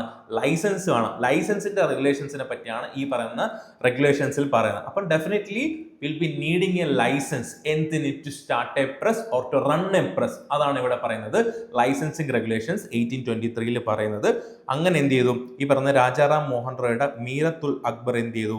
Had to stop publication. കാരണം ഈ ലൈസൻസിന്റെ ഇഷ്യൂസ് ഉണ്ടായിരുന്നു. അപ്പോൾ ഇവിടെ നിങ്ങളിത് എങ്ങനെ കണക്ട് ചെയ്യണമെന്ന് പറഞ്ഞു കഴിഞ്ഞാൽ 1820s നമ്മുടെ ഈ രാജാറാം മോഹൻ റോയുടെ ഒരു കുതിച്ചുയരക്കം വന്നത്, അല്ലേ? ഒന്ന് റൈസപ്പ് ആയി വരുന്നുണ്ട്. ആര്? നമ്മുടെ രാജാറാം മോഹൻ റോയ്. അപ്പൊ രാജാറാം മോഹൻ റോയ് ബ്രിട്ടീഷുകാർ കുറച്ചുകൂടെ ഒരു ഭയം തരുന്ന ഒരാളായിരിക്കും, അല്ലെ? ഡെഫിനറ്റ്ലി ആണ്. അപ്പൊ ഈ പറയുന്ന രാജാറാം മോഹൻ റോയുടെ ഒരു ഇന്റലക്ച്വൽ പവർ ആയിരുന്നു, അല്ലെ? അപ്പം ഈ പറഞ്ഞ ന്യൂസ് പേപ്പേഴ്സും ഈ പറഞ്ഞ വീക്ക്ലീസും കാര്യങ്ങളൊക്കെ രാജാറാം മോഹൻ റോയ് കൊണ്ടുവരുന്നു. അപ്പം അത് അവരൊരു ത്രെട്ടായിട്ട് കാണാൻ തുടങ്ങി. അപ്പൊ ത്രെട്ടായിട്ട് കാണുമ്പോൾ definitely they have to regulate it. അപ്പം എപ്പോഴും ഒരു ത്രെട്ട് വരുമ്പോഴാണല്ലോ, മാധ്യമങ്ങളിൽ നിന്നൊരു ത്രെട്ട് വരുമ്പോഴാണല്ലോ ഇവരെ കട്ട് ചെയ്യാൻ, റെഗുലേറ്റ് ചെയ്യാൻ ഉദ്ദേശിക്കുന്നത്. ഇപ്പൊ നമ്മുടെ KGF ഒക്കെ നിങ്ങൾ എല്ലാവരും കണ്ടിട്ടുണ്ട്. ആ റോക്കി ബോയുടെ കഥയുള്ള ആ ഒരു ബുക്ക് പബ്ലിഷ് ചെയ്യാൻ അന്നത്തെ ആ സിനിമയിൽ ആ ഗവൺമെന്റ് സമ്മതിക്കുന്നില്ല, എല്ലാ ബുക്കും പിടിച്ചെടുക്കുന്നു, അല്ലേ? അപ്പം ഇവരെല്ലാവരും ഭയക്കുന്നുണ്ട്. അപ്പൊ അതുപോലെ തന്നെയാണ് രാജാറാം മോഹൻ റോയ് റൈസപ്പായി വരുമ്പോൾ ഡെഫിനറ്റ്ലി അന്നത്തെ ബ്രിട്ടീഷ് പവേഴ്സ് ഭയക്കുന്നുണ്ട്. അപ്പോൾ എന്ത് ചെയ്യും? ഡെഫിനറ്റ്ലി ഒരു ലൈസൻസിങ് റെഗുലേഷൻ എന്ന് പറഞ്ഞൊരു സംഭവം കൊണ്ടുവന്നു കഴിയുമ്പോൾ എന്ത് സംഭവിക്കാം? ഇതിനെ നമുക്ക് ലൈസൻസ് ഉണ്ടെങ്കിൽ കണ്ടക്ട് ചെയ്യാൻ പറ്റുള്ളൂ എന്നുള്ള ഒരു പ്രൊവിഷൻ കൊണ്ടുവന്നു കഴിഞ്ഞാൽ നമുക്ക് ഇവരെന്ത് ചെയ്യാം? ഈ പറഞ്ഞ മീഡിയസിനെ റെഗുലേറ്റ് ചെയ്യാൻ ആര് വിചാരിക്കും? ബ്രിട്ടീഷ് വിചാരിക്കും, അല്ലേ? അപ്പൊ അങ്ങനെയാണ് ഈ പറഞ്ഞ ലൈസൻസിങ് റെഗുലേഷൻസ് കൊണ്ടുവന്നത് 1823. അപ്പൊ നിങ്ങൾക്ക് അത് കണക്ട് ചെയ്യാമല്ലോ. 1823 എന്ത് കൊണ്ടുവന്നു? ബിക്കോസ് ഓഫ് രാജാറാം മോഹൻ റോയ് അതുപോലത്തെ ഇന്റലക്ച്വൽസും ഇന്ന് റൈസപ്പ് ആയി വരുന്നുണ്ട്. അപ്പൊ മുളയിലെ നുള്ളിക്കളങ്ങി കഴിഞ്ഞാൽ കുഴപ്പമില്ലല്ലോ എന്നുള്ളൊരു തോട്ടായിരിക്കണം ആര് കൊണ്ടുവന്നത്? ഈ പറയുന്ന ബ്രിട്ടീഷ് കൊണ്ടുവന്നത്. ആ ഒരു ലോജിക്കിൽ ആലോചിക്കാമല്ലോ. ഓക്കെ, ദെൻ പിന്നീട് ബെൻറ്റിക് എന്ത് ചെയ്തു? ഇത് കണ്ടിന്യൂ ചെയ്തു. ജസ്റ്റ് ലൈസൻസിന്റെ കാര്യമല്ലേ, ബെൻറ്റിക് എന്ത് ചെയ്തു? ഈ സംഭവം കണ്ടിന്യൂ ചെയ്തു. അപ്പൊ ഇത് കൊണ്ടുവന്നത് ആരാണെന്നുള്ളത് നോക്കുക. Acting governor general John Adams ആണ്. അന്നത്തെ ഒരു റിയൽ ഗവർണർ ജനറൽ അല്ലായിരുന്നു, താൽക്കാലികമായിട്ടുള്ള ഒരു ആക്ടിംഗ് ആയിട്ടുള്ള ഒരു പൊസിഷനിൽ ഇരുന്നൊരു ആളായിരുന്നു ആര്? ജോൺ ആഡംസ് എന്നുള്ളത്. പുള്ളിക്കാരനാണ് ആര് കൊണ്ടുവന്നത്? എന്ത് കൊണ്ടുവന്നത്? ഈ പറഞ്ഞ ലൈസൻസിങ് റെഗുലേഷൻസ് കൊണ്ടുവന്നത്. ഓക്കെ, അതൊന്ന് ഓർത്തിരിക്കുക. അന്നത്തെ ആക്ടിംഗ് ഗവർണർ ജനറൽ ആയിരുന്നു. ഓക്കെ, ദെൻ അടുത്ത് പ്രസ് ആക്ട് ഓഫ് 1835. അപ്പോൾ 1835 പ്രസ് ആക്ട് വരുന്നു. അപ്പോൾ 1833 ടൈമിലൊക്കെ ആരായിരുന്നു നമുക്കറിയാം? ബെൻറ്റിക് ആയിരുന്നു. ഈ പറഞ്ഞ സതിയുടെ കേസിലൊക്കെ നമുക്കറിയാം ബെൻറ്റിക് ആയിരുന്നു. ഓക്കെ, അപ്പോൾ ബെൻറ്റിക് കഴിഞ്ഞിട്ട് അടുത്ത് വന്നത് ഈ പറഞ്ഞ മെറ്റ്കഫെ ആയിരുന്നു ഗവർണർ ജനറൽ ആയിട്ട് വരുന്നത്. അപ്പോൾ അത് ഓർത്തിരിക്കാമല്ലോ.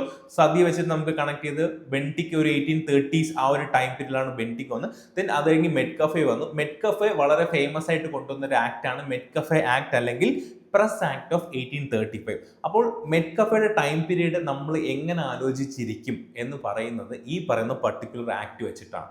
ഓക്കെ, അപ്പം പ്രസ് ആക്ട് ഓഫ് 1835 കൊണ്ടുവന്നത് മെറ്റ്കഫെ ആണ്. അതുകൊണ്ടാണ് ഈ പറയുന്ന ആക്ടിനെ മെറ്റ്കഫെ ആക്ട് എന്നും പറയുന്നുണ്ട്. Okay, then he repealed the regulations of 1823. അപ്പൊ 1823 കൊണ്ടുവന്ന ഈ പറഞ്ഞ ലൈസൻസിങ് റെഗുലേഷൻസ് ഉണ്ടല്ലോ, അത് ഇദ്ദേഹം എന്ത് ചെയ്തു? റിപ്പീൽ ചെയ്ത് കളഞ്ഞു. അപ്പൊ റിപ്പീൽ ചെയ്ത് കളയുമ്പോൾ എന്തായി? പ്രസ്സിന് എന്ത് കിട്ടി? പ്രസ്സിന് ലിബറേഷൻ കിട്ടി. അപ്പൊ ഈ ലിബറേഷൻ കിട്ടിയത് കൊണ്ട്, പ്രസ്സിന് ലിബറേഷൻ കിട്ടിയത് കൊണ്ട്, ഈ ഒരു പർട്ടിക്കുലർ ആക്ട് പ്രകാരം കിട്ടിയത് കൊണ്ടാണ് ലോർഡ് മെറ്റ്കഫെ എന്തെന്ന് പറയുന്നത്? Liberator of the Indian press എന്ന് ലോർഡ് മെറ്റ്കഫെ പറയുന്നത്. ഓക്കെ, അപ്പൊ അത് നിങ്ങൾക്ക് കണക്ട് ചെയ്യാലോ. അപ്പം മെറ്റ്കഫെ എന്ന് പറയുന്ന personality Liberator of Indian press ആണ്. അത് എന്തുകൊണ്ട്? ബിക്കോസ് ഈ ലൈസൻസിങ് റെഗുലേഷൻസിനെ റിപ്പീൽ ചെയ്തു. മെറ്റ്കഫെ ആക്ട് 1835. അപ്പോൾ നിങ്ങൾ ഇനി 1835-36 എന്തൊരു ഇവന്റ് വന്നു കഴിഞ്ഞാലും അതിനെ നിങ്ങൾക്ക് ആരുമായിട്ട് കണക്ട് ചെയ്യാം? അന്നത്തെ ഗവർണർ ജനറൽ ആരായിരുന്നു? മെറ്റ്കഫെ ആയിരുന്നു. അത് നിങ്ങൾ കണക്ട് ചെയ്യേണ്ടത് ഈ പറയുന്ന മെറ്റ്കഫെ ആക്ട് വഴിയാണ്. ഓക്കെ, അല്ലാതെ ഓരോ ടൈം പീരീഡിലും ഇന്ന ഗവർണർ ജനറൽ, ഈ ഗവർണർ ജനറൽ മാറി അടുത്ത ഗവർണർ ജനറൽ എന്ന് കാണാതെ പഠിച്ചുകൊണ്ടിരിക്കുന്ന tedious ടാസ്ക്. ഓക്കെ, അതിന് പകരം ഈ പറയുന്ന പർട്ടിക്കുലർ ഇവന്റ്സിനെ വെച്ചിട്ട് ഈ പറയുന്ന പേഴ്സണാലിറ്റീസിനെ കണക്ട് ചെയ്ത് കഴിഞ്ഞാൽ it will be easy. Okay, അപ്പം ഈ പറയുന്ന മെറ്റ്കഫെ ആക്ട് ആണ്.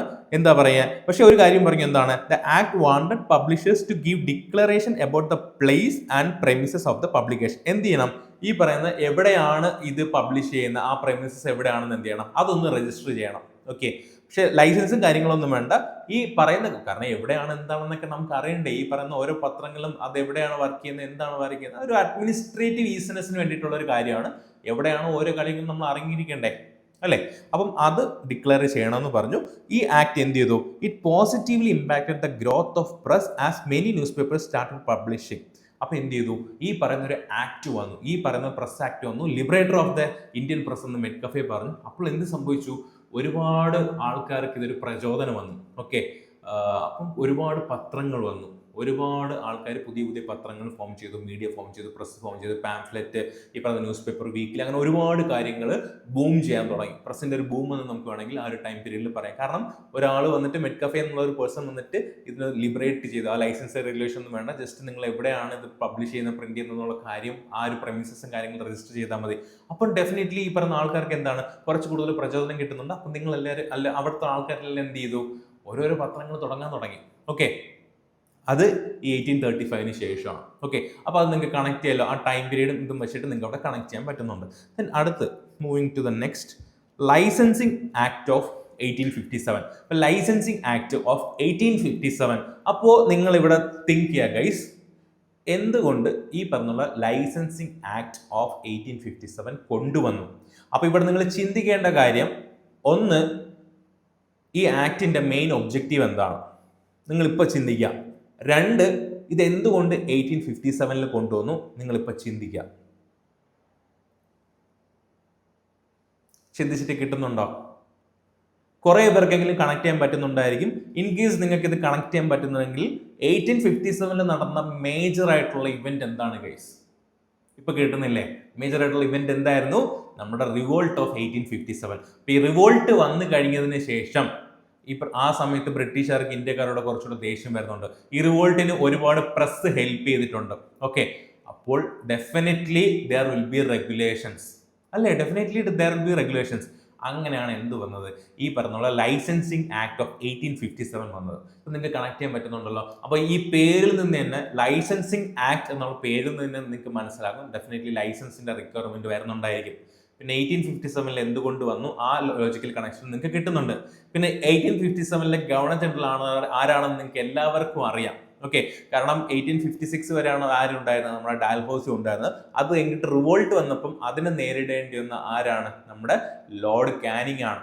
അപ്പം ഈ പറയുന്ന ലൈസൻസിങ് ആക്ട് ഓഫ് 1857 കൊണ്ടുവന്ന ആരായിരിക്കും? Definitely it will B Lord Canning, അല്ലേ? അപ്പൊ അത് കാണാതെ പഠിക്കേണ്ട കാര്യമുണ്ടോ? ഇല്ല. 1857 റിവോൾട്ട് ഫേസ് ചെയ്ത ആരാണ്? നമ്മുടെ ലോർഡ് കാനിങ് ആണ്. ഓക്കെ, ദെൻ അപ്പം ലൈസൻസിങ് ആക്ട് 1857 എന്താണെന്ന് നമുക്ക് നോക്കാം. അണ്ടിൽ 1857 എന്തുണ്ടായിരുന്നു? നമുക്ക് കൺസിഡറബിൾ ഫ്രീഡം ഉണ്ടായിരുന്നു. കാരണം വലിയ കുഴപ്പമൊന്നും ഇല്ലാതെ പോയിരുന്ന ഒരു കാലഘട്ടമാണ് അല്ലെ ഈ പറഞ്ഞ 1830 ടു 1850s.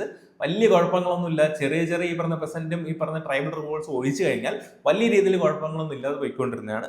അപ്പോൾ കൺസിഡറബിൾ ഫ്രീഡവും കൊടുത്തിട്ടുണ്ടായിരുന്നു. പിന്നെ റിവോൾട്ട് ഓഫ് 1857 ആണ് ഈ പറഞ്ഞ കാനിങ്ങിനെ കമ്പൽ ചെയ്തു. എന്തിനെ? ലൈസൻസിങ് ആക്ട് കൊണ്ടുവരാൻ വേണ്ടിയിട്ട് എന്ത് ചെയ്തു? കമ്പൽ ചെയ്തു. Okay.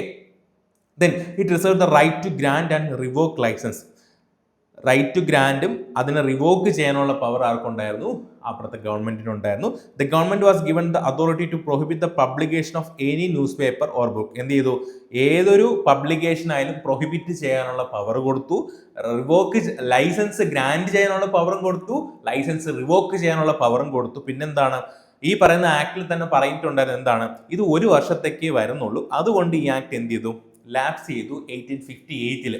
കാരണം ബ്രിട്ടീഷുകാർക്ക് മേ ബി അന്നേ പ്ലാൻ ഉണ്ടായിരിക്കണം. കാരണം പ്ലാൻ റിയലി ഉണ്ടായിട്ടുണ്ടോ ഇല്ലയെന്ന് എനിക്കറിയത്തില്ല. ബട്ട് സ്റ്റിൽ ഞാൻ നിങ്ങൾക്ക് കണക്ട് ചെയ്തിരിക്കാൻ വേണ്ടി ഒരു കഥ പറഞ്ഞു തരുവാണ്. ഈ കഥ ഫിക്ഷണലാണ്. ഓക്കെ, അപ്പം സാങ്കല്പികം. ഓക്കെ, നിങ്ങളൊന്ന് ആലോചിക്കുക. 1850 ഈ 57 റിവോൾട്ട് കഴിഞ്ഞതിന് ശേഷമാണ് ആക്ട് ഫോർ ഗുഡ് ഗവേണൻസ് എന്ന് പറഞ്ഞിട്ട് നമ്മളൊരു 1858 ഒരു ആക്ട് കൊണ്ടുവന്നു. ഈ പറയുന്ന ഈസ്റ്റ് ഇന്ത്യ കമ്പനി മാറിയിട്ട് ക്രൗണിന്റെ മുകളിലോട്ട് റൂൾ വരുന്ന ഒരു ടൈം പീരീഡ്. അപ്പം ഇന്ത്യൻസിനെ കുറച്ചുകൂടെ ഇൻക്ലൂഡ് ചെയ്യിക്കണമെന്ന് ക്രൗണിന് തോന്നി, ബ്രിട്ടീഷ് ക്രൗണിന് തോന്നി. അപ്പൊ കുറച്ചൊന്ന് മുഖം മിനുക്കാനായിട്ട് കുറെ പരിപാടികൾ അവരന്ന് ചെയ്യുന്നുണ്ടായിരുന്നു. ഈ പറഞ്ഞ 1858 ആക്ടിലൊക്കെ അങ്ങനത്തെ കുറെ പരിപാടികൾ ചെയ്യുന്നുണ്ടായിരുന്നു. അത് കഴിഞ്ഞിട്ടാണ് ഈ ഇന്ത്യൻ കൗൺസിൽസ് ആക്ട് കൊണ്ടുവരുന്നത്, ഇന്ത്യൻസിന് ഈ പറഞ്ഞ നിയമനിർമ്മാണത്തിലോട്ടൊക്കെ കൊണ്ടുവരുന്നത്. പിന്നീട് കുറെ ഇതുപോലത്തെ കുറെ പൊടിക്കൈകളൊക്കെ ചെയ്ത് ഇങ്ങനെ മുഖം മിനുക്കുന്ന ഇന്നത്തെ PR വർക്ക് അന്ന് ഇങ്ങനെയാണ് ചെയ്തത്. ഓക്കെ, അപ്പം ആ PR വർക്കിന്റെ ഭാഗമായിട്ടായിരിക്കും എന്ത് ചെയ്തത്? ഈ പറയുന്നുള്ള ലൈസൻസ് ആക്ട് കൊണ്ടുവന്നു. ബട്ട് 1 വർഷത്തേക്കുള്ള ഒരു പ്രാബല്യത്തിൽ കൊണ്ടുവന്നു. മേ ബി ഈ പറഞ്ഞ PR വർക്കിന്റെ ഭാഗമായിട്ടായിരിക്കും. കാരണം അത് കഴിഞ്ഞിട്ടും പിന്നീട് ഈ ലൈസൻസിങ് ഈ ആക്ട് നിൽക്കുവാണെങ്കിൽ മേ ബി ആ ഒരു ബ്രിട്ടീഷ് ക്രൗണിന്റെ ഇമേജിനെ ബാധിക്കുമായിരിക്കും. അതുകൊണ്ട് 1 വർഷത്തേക്കേ കൊണ്ടുവന്നുള്ളതായിരിക്കും. അങ്ങനെ നിങ്ങൾക്ക് കണക്ട് ചെയ്തൂടെ? അപ്പം ലൈസൻസിങ് ആക്ട് 1857 1 വർഷത്തേക്ക് നിന്നുള്ളൂ എന്നുള്ളൊരു കഥയാണ് നിങ്ങൾക്ക് പറഞ്ഞത്. ശരിക്കും ബ്രിട്ടീഷ് ഇങ്ങനെയാണോ ചിന്തിച്ചിരുന്നത് നമുക്കറിയത്തില്ല. ബട്ട് നമുക്ക് എന്ത് മതി? നമുക്ക് ഈ ഒരു കാര്യം അറിയണം. എക്സാമിൽ ക്വസ്റ്റ്യൻ വരുമ്പോൾ നമുക്കത് ഈസി ആയിട്ട് കണക്ട് ചെയ്യാൻ പറ്റണം. അത് മതിയല്ലോ. അതിപ്പോ നിങ്ങൾക്ക് കിട്ടിയില്ലേ? ഓക്കെ, അടുത്ത് വന്നതാണ് രജിസ്ട്രേഷൻ ആക്ട് ഓഫ് 1867. അപ്പൊ 1867 അടുത്ത് രജിസ്ട്രേഷൻ ആക്ട് വരുന്നുണ്ട്. ഓക്കെ, അപ്പോൾ എന്തുകൊണ്ട് അന്നേരം അടുത്തൊരു ആക്ട് വരുന്നു? നമുക്ക് നോക്കാം. ഈ ആക്ടിന്റെ നേച്ചർ എന്താണെന്ന് നിങ്ങൾക്ക് ഐഡന്റിഫൈ ചെയ്യാൻ പറ്റുന്നില്ലേ? ഒന്ന് ആലോചിച്ച് നോക്കിയേ. പേരിൽ നിന്ന് ഐഡന്റിഫൈ ചെയ്യാൻ പറ്റണം. ലൈസൻസിങ് ആക്ട് എന്ന് പറയുമ്പോൾ അവിടെ require a licence. Registration act എന്ന് പറയുമ്പോൾ ഡെഫിനറ്റ്ലി ഈ പറയുന്ന പ്രസ് എന്ത് ചെയ്യണം? രജിസ്റ്റർ ചെയ്യണം. അത്രയല്ലേ ഉള്ളൂ. ആ നേച്ചർ കിട്ടുന്നില്ലേ? യെസ്. അപ്പോ ഈ എല്ലാ ആക്ടും, ഈ പറഞ്ഞിട്ടുള്ള എല്ലാ ആക്ടും നിങ്ങൾക്ക് അങ്ങനെ കിട്ടണം അല്ലെ? For example censorship of press act 1799. അതിന്റെ മെയിൻ ഒബ്ജക്റ്റീവ് എന്താണ്? സെൻസർ ചെയ്യുക. അതാണ് അതിന്റെ main objective. Then licensing regulations 1823. അതിന്റെ മെയിൻ സംഭവം എന്താണ്? Licence requirement. Then press act അതെന്ത് ചെയ്തു? ഈ പറഞ്ഞ ലിബറേഷൻ കൊണ്ടുവന്നു. ദെൻ ലൈസൻസിങ് ആക്ട് പിന്നെയും ലൈസൻസ് വേണമെന്ന് പറഞ്ഞു ഓൺ ദ ബാക്ക്ഡ്രോപ്പ് ഓഫ് ഈ പറയുന്ന 1857 റിവോൾട്ട്. അപ്പൊ ഈ ഒരു രീതിയിലാണ് പോകുന്നത്. ഇപ്പൊ നമ്മൾ മൊത്തത്തിൽ ഇങ്ങനെ ഒരു അനാലിസിസ് ഈ പറഞ്ഞ പ്രസ് റിഫോംസ് കംപ്ലീറ്റ്ലി നമ്മൾ പഠിച്ചു തീരുമ്പോൾ നമ്മുടെ മാന്നാറിൽ SJ സൂര്യ പറഞ്ഞ പോലെ വന്ദാ സുട്ടാ സത്താ റിപ്പീറ്റ് ആ ഒരു ടൈപ്പിലാണ് വരുന്നത്. അപ്പം ആദ്യം റെസ്ട്രിക്ഷൻ വരും, പിന്നെ ഫ്രീഡം വരും, പിന്നെ റെസ്ട്രിക്ഷൻ വരും. ഓക്കെ, റെസ്ട്രിക്ഷൻ ഫ്രീഡം വന്ദാ സുട്ടാ സത്താ റിപ്പീറ്റ്. അതേപോലെ തന്നെയാണ്. ആദ്യം റെസ്ട്രിക്ട് ചെയ്യും, പിന്നെ കുറച്ച് ഫ്രീഡം കൊടുക്കും, പിന്നെ റെസ്ട്രിക്ട് ചെയ്യും, പിന്നെയും ഫ്രീഡം കൊടുക്കും. ആ ഒരു രീതിയിലാണ് ഈ പറഞ്ഞ പ്രസ് റിഫോംസിന്റെ ഒരു ഹിസ്റ്ററി, ആ ഒരു പാറ്റേൺ നോക്കുകയാണെങ്കിൽ നമുക്ക് ആ ഒരു രീതിയിൽ കണക്ട് ചെയ്യാൻ പറ്റും. ഓക്കെ, അടുത്ത് അപ്പം രജിസ്ട്രേഷൻ ആക്ട് 1867 എന്തായിരിക്കുമെന്ന് നിങ്ങൾക്ക് ഒരു ഐഡിയ കിട്ടി കാണുമല്ലോ. ഈ പറയുന്ന മെറ്റ്കഫെ ആക്ട് എന്ത് ചെയ്തു? ഈ പറഞ്ഞ രജിസ്ട്രേഷൻ ആക്ട് റീപ്ലേസ് ചെയ്തു. റെഗുലേറ്ററി നേച്ചർ ആണ്, നോട്ട് റെസ്ട്രിക്റ്റീവ് നേച്ചർ. എന്തായിരുന്നു? ഒരു റെഗുലേറ്ററിന് അത്ര രീതിയിൽ റെസ്ട്രിക്റ്റീവ് അല്ലായിരുന്നു. കാരണം 1857 ശേഷം ഞാൻ പറഞ്ഞു ആ പറഞ്ഞ ഒരു PR വർക്ക്, ഈ ക്രൗണിന് കുറച്ചുകൂടെ നല്ലതായിട്ട് കാണിക്കണം, ക്രൗൺ ഇന്ത്യയുടെ ജനങ്ങൾക്ക് വേണ്ടിയാണ് നിലനിൽക്കുന്നത് എന്നുള്ളത് കാണിക്കാനുള്ള കുറെ പരിപാടികളൊക്കെ ചെയ്തു. കൗൺസിൽസ് ആക്ട് 1861 സംഭവം ഒരുപാട് പരിപാടികളുണ്ടായിരുന്നു. അത് നിങ്ങൾക്ക് ആ ക്രോണോളജി കാണുമ്പോൾ അറിയാം. ഓക്കെ, അപ്പം അന്നേരം ഇതുപോലൊരു റെസ്ട്രിക്റ്റീവ് നേച്ചർ ആയിട്ടുള്ള ഒരു ആക്ട് എന്തായാലും ആ ഒരു സമയത്ത് കൊണ്ടുവരില്ല പ്രസന്റ് കേസിൽ. അപ്പൊ റെഗുലേറ്ററി നേച്ചർ ആയിരുന്നു. ഡെഫിനറ്റ്ലി ഇങ്ങനെ ഒരു പത്രങ്ങൾ വരുമ്പോൾ ഈ പത്രങ്ങളുടെ ഒരു പവർ ആ സമയം കൊണ്ട് എന്ത് മനസ്സിലാക്കി, ഈ പറയുന്നുള്ള ഇമ്പീരിയലിസ്റ്റ് പവേഴ്സ് മനസ്സിലാക്കി, ഈ പറയുന്ന മാധ്യമങ്ങൾക്ക് നല്ല പവർ ഉണ്ടെന്ന് മനസ്സിലായി. അപ്പോൾ ഇവരെ ഒരു തരത്തിലെങ്കിലും ഒരു ചെറിയൊരു രീതിയിലെങ്കിലും വി നീഡ് ടു റെഗുലേറ്റ്. അപ്പോൾ അതിനു വേണ്ടിയിട്ടാണ് ഈ പറയുന്ന രജിസ്ട്രേഷൻ ആക്ട് ഓഫ് 1867 കൊണ്ടുവന്ന് ചെറിയ രീതിയിൽ റെഗുലേറ്റ് ചെയ്യണം. അതിപ്പോൾ ഏതൊരു ബോഡീസിനായാലും ഏതൊരു ആളിലായാലും ഫ്രീ ആയിട്ട് വർക്ക് ചെയ്യുകയാണെങ്കിൽ ഏതെങ്കിലും ചെറിയ രീതിയിൽ ഒരു റെഗുലേഷൻ വേണമെന്ന് എന്ത് മനസ്സിലായി, അവർക്ക് അന്നേരം മനസ്സിലായി. ഓക്കെ, അപ്പൊ അങ്ങനെയാണ് ഈ പറഞ്ഞ രജിസ്ട്രേഷൻ ആക്ട് ഓഫ് 1867 കൊണ്ടുവന്നത്. അവിടെ പറഞ്ഞത് എന്താണ്? Every book or newspaper was required to print the name of the printer and the publisher and the place of publication. Okay അല്ലേ? അത് വേണ്ട കാര്യം തന്നെയല്ലേ? ആരാണ് പ്രിന്റ് ചെയ്യുന്നത്, ആരാണ് അതിന്റെ പബ്ലിഷർ, എവിടെയാണ് പ്ലേസ് ഓഫ് പബ്ലിക്കേഷൻ, ഇതെല്ലാം ഡെഫിനറ്റ്ലി ഇപ്പൊ നിങ്ങളൊരു ഗവൺമെന്റ് റൺ ചെയ്യുകയാണെന്ന് വെക്കാം. ഓക്കെ, നിങ്ങളുടെ രാജ്യത്ത് കുറെ പത്രങ്ങളുണ്ട്. ഓക്കെ, ആ പത്രങ്ങൾ എവിടെയാണ് പബ്ലിഷ് ചെയ്യുന്നത്, ആരാണ് അതിന്റെ പ്രിന്റർ, അതിന്റെ ഏരിയ ഓഫ് പബ്ലിക്കേഷൻ എന്താണെന്ന്, പ്ലേസ് ഓഫ് പബ്ലിക്കേഷൻ ആണെന്ന് നിങ്ങൾ അറിയണ്ടേ? കാരണം ഇൻ കേസ് ഫ്യൂച്ചറിൽ എന്തെങ്കിലും ഇഷ്യൂസ് ഉണ്ടെങ്കിൽ ഈ പറയുന്ന പത്രം നിങ്ങളുടെ രാജ്യത്തിനെതിരായിട്ട് വർക്ക് ചെയ്യുകയാണെങ്കിൽ നിങ്ങൾക്ക് അറിയണ്ടേ, പെട്ടെന്ന് പോയിട്ട് അവിടെ ഒരു ആക്ഷൻ എടുക്കണ്ടേ? So you need to know where these newspapers are getting published, getting printed എന്നുള്ളത് we need to know. അപ്പം ആ ഒരു അറിവ് വേണം. അതിന് വേണ്ടിയിട്ട് എന്താണ്, അതിന് വേണ്ടിയിട്ട് ഒരു റെഗുലേറ്ററി നേച്ചറിനാണ് എന്ത് കൊണ്ടുവന്ന് ഈ പറഞ്ഞ രജിസ്ട്രേഷൻ ആക്ട് ഓഫ് 1867 കൊണ്ടുവന്നത്. കണക്ട് ചെയ്യാൻ പറ്റുന്നില്ലേ? യെസ്. ഇനി അടുത്ത് വളരെ ഇൻഫേമസ് ആയിട്ടുള്ള ഒരു ആക്ട് ആണ്, നിങ്ങൾക്ക് എല്ലാവർക്കും അറിയാം, വെർണക്കുലർ പ്രസ് ആക്ട്. അപ്പൊ ഈ പേരിൽ നിന്ന് നിങ്ങൾക്ക് എന്ത് കണക്ട് ചെയ്യാൻ പറ്റുന്നുണ്ട്? നിങ്ങൾ ഈ സ്ലൈഡിൽ നോക്കണ്ട, ജസ്റ്റ് നിങ്ങൾക്ക് എല്ലാവർക്കും ഒരുപക്ഷെ നിങ്ങൾ മോഡേണിസ്റ്റ് പഠിച്ചിട്ടുള്ളതായിരിക്കും. ഇൻ കേസ് പുതിയ ലേണേഴ്സ് ആണെങ്കിൽ ജസ്റ്റ് ഒന്ന് തിങ്ക് ചെയ്യുക, വെർണക്കുലർ പ്രസ് ആക്ട് എന്നുള്ളൊരു ആക്ടിന്റെ മെയിൻ ഒബ്ജക്റ്റീവ് എന്തായിരിക്കും? ഒന്ന് ചിന്തിച്ച് നോക്കിയ. മെയിൻ ഒബ്ജക്റ്റീവ് അറിഞ്ഞില്ലെങ്കിൽ പോലും വി ക്യാൻ തിങ്ക് ദാറ്റ് എന്താണ്, this has something to do with vernacular language. Vernacular press ആകുമ്പോൾ ഈ പറഞ്ഞ newspapers in the vernacular language, local ലാംഗ്വേജിലുള്ള ന്യൂസ് പേപ്പേഴ്സിന് വേണ്ടിയിട്ടുള്ള ഒരു റെഗുലേഷൻ ആയിരിക്കും അല്ലെ?